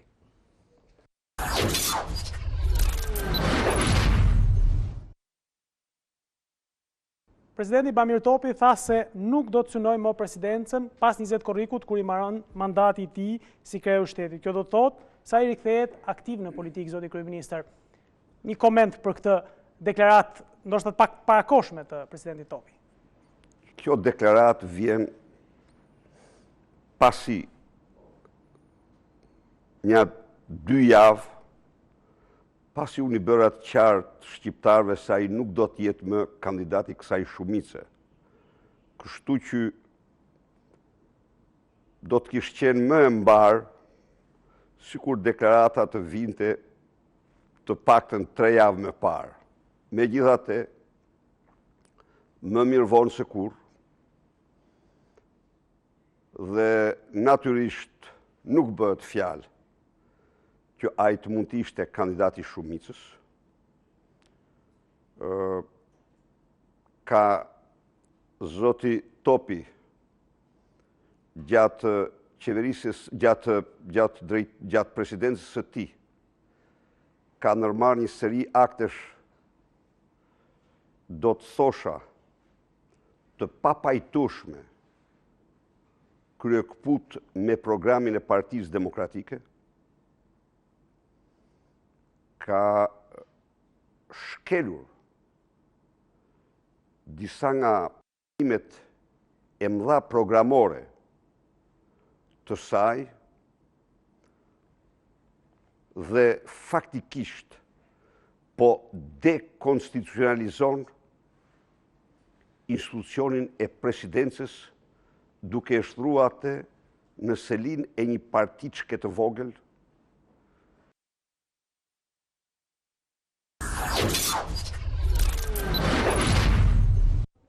Zoti Lajm, da nis me ju dhe do ta mbyll me zotin Krasniqi. Pra, kryeministri, le të themi këto dy parti i quan partiçk.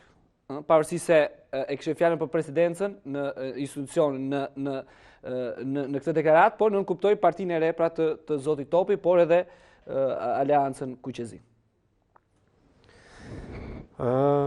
Ne përpiqemi të lexojmë nën tekstin ku synohet. Ajo çfarë na bën përshtypje është fakti se edhe zoti Spahiu, edhe zoti Topi vinë kryesisht nga djathtë. Zoti Topi vot besohet apo miraton në parlament me propozim mes djathtës, edhe zoti Spahiu bën një karrierë të shpejtë në kontrollin e lartë të drejtësisë nëpërmjet mbështetjes së zotit Berisha. Apo të djathtës. Dhe të djathtës. Absurdi është, ose paradoksi është, si është e mundur që të dy individet që mbështeten, propozohen nga e djathta, sot janë konflikt me djathtën. Është e djathta e cila do të konfliktohet me ta, apo janë këta dy individ të cilët duan të konfliktohen me të djathtën. Mua më duket një lojë e dyanshme, me thënë të drejtën. Pasi në qoftë se e djathta do të kërkonte që zoti Topi, i cili u propozua nga e djathta, do të tentonte të mbante një raport me të, sigurisht ndryshimet e 2008-s do të ndodhnin, po atëherë do ta lehtësonte edhe më shumë rikandidimin e mundshëm të zotit Topi në presidencë. Pasi sot që flasim, presidenti zgjidhet shumë më lehtësisht se më përpara me votat e një force politike. Atëherë pse nuk e bëri këtë gjë? Ka gjykuar që nuk kërkon të investojnë më për zotin Topi, nuk kërkon më të ketë raport me zotin Topi, por nëpërmjet presidencës edhe ta largojnë nga partia, por edhe ta konsumojnë për të kthyer brenda së djathtës apo për të pretenduar një mandat të dytë presidencial. Po zoti Topi vet, çfarë lëvizje ka bërë? Gjykoi që do të ishte shumë e lehtë, dhe zoti Krasniqi e tha me të drejtë, unë ndaj njëjtin mendim, që të ishte afër pushtetit pasi ka garanci më shumë për ta mbajtur atë. Por ka parë, ka kuptuar lëvizjen e të djathtës, e cila ose do ta poziciononte keq presidentin, duke luajtur në mënyrë të njëanshëm, por duke dalë jashtë profilit të institucionit presidentit, dhe sigurisht do atakoj shumë më shumë nga opozita, nga faktori ndërkombëtar dhe opinioni publik do të ulte kredit në raport me të, pasi do ta shikonte thjesht një zgjatim të majorancës, por me shpërblimin që mund të pretendojë për një mandatim të mundshëm në të djathtën, me që duket presidenti Topi nuk e ka preferuar këtë, ka zgjedhur më shumë që të mbajë një lloj kredo se sa të konsumohet për një mandat presidencial ku mund të ketë një kosto në vazhdimsinë e karrierës së tij politike. Por ka menduar të dytën që duke u atakuar me të djathtën, mund të krijojë më shumë gjasa për të mbajtur edhe kredon e tij morale, për të qëndruar edhe konsistent elektoratit që beson tek ai, për të qëndruar dhe korrekt me institucionin e presidentit dhe për të pretenduar nesër për ta rivalizuar të djathtën jo më brenda leadershipin e saj, por nëpërmjet një force politike. Kjo është logjika që mua më çon në këtë atakim. Marrim zotin Spahiu. Zoti Spahiu është e vërtet, siç e tham pak më përpara, është një person investuar nga e djathta. Dhe u konstatua qartë që po shkon drejt një force politike. Duke qenë nën kryetar, e djathta në lëvizjet e para të zotit Spahiu nuk ka pasur asnjë reagim. madje asnjë akuzë publike mediatike. Logjika ta thot, me që ishte një kandidat që viten nga e djathta, mund të pretendonte që nëpërmjet lëvizjes që mund të bënte zoti Espahiut, të grumullonte disa vota të djathta apo disa vota të tjera që mund të ishin nga qendra, pse jo dhe nga e majta, dhe në koalicion me djathtën të mund të merrte mund të shtonte votat e së djathtës, logjika. Por fakti që e djathta e atakon zotin Spahiu, do të thotë që nuk mendon që zoti Spahiu do të krijojë koalicion me të djathtën, nuk mendon që po punon për të djathtën, po punon duke kërcënuar të djathtën në kuptimin e votës. Me partinë e zotit Topi, zoti Spahiu. Ose e gjykon që zoti Spahiu po punon më shumë në funksion të projektit që ka menduar dhe ka pozicionuar vetë të djathta zotin Topi. Në këtë sens, shikoj edhe mënyrën e ligjërimit të zotit Berisha, kryeministrit, por edhe ligjërimin e zotit Spahiu, i cili po të vjet re, akuzat më shumë janë brenda sallonit të djathtë, sesa shkojnë tek salloni i majt. Fakti tregon që loja po luhet kryesisht djathtës. Dhe prandaj edhe tensioni politik është djathtës, edhe intriga politike kryesisht është djathtës. Dhe kjo është dhe loja që palët kanë zgjedhur. Do të shikojmë fund ku i kanë dalë më mirë llogaritë. Okej, zoti Krasniqi, do ta mbyll me një pyetje krejt ndryshe për ju.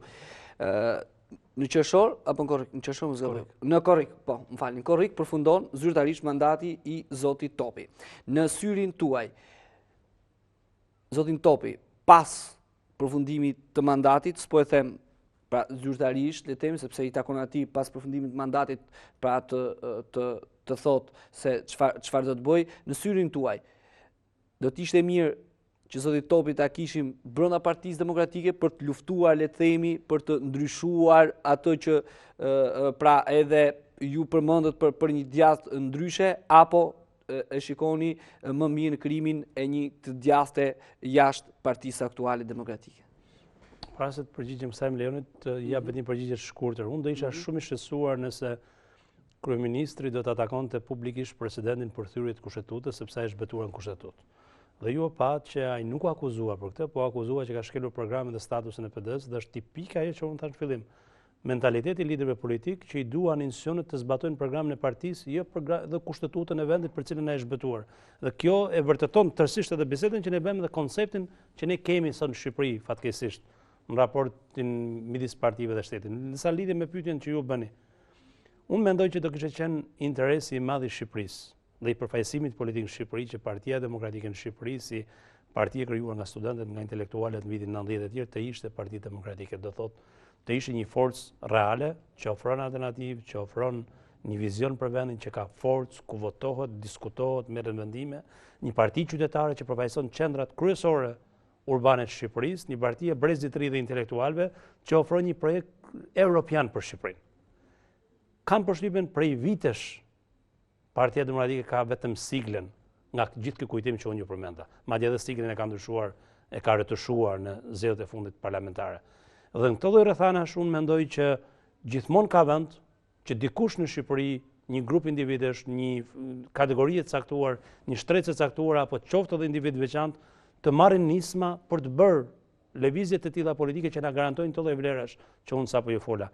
Nëse këto vijnë nga individ që ju përmendin në momentin aktual apo nga grupe të tjera, është çështje që ne duhet ja lëmë kohë sepse është zgjedhje tyre personale, por siç e dëgjuam në presidentin e Republikës, në një vend të lirë, kushdo është i lirë, si qytetar i lirë për të marrë vendimin e duhur në raportin e tij me shoqërinë dhe me elektoratin. Zoti Krasniqi, faleminderit që pranuat të ishit sonte në këtë studio, sigurisht për të ndarë opinionet me televizionistë tanë. Faleminderit. Faleminderit dhe ju zoti Lami që ishit në studio, shpresoj të keni ndër tjera. Faleminderit. Si ishte imja. Këtë emision e ndiqni nesër në orën 13:00, ritransmetohet në televizionin Channel One dhe në orët e pasdites në faqen tonë të internetit në oraviznews.com e keni të plot. Vjoni të qëndroni gjithmonë në programet e televizionit Ora News bashkë me Nurta Kopshu.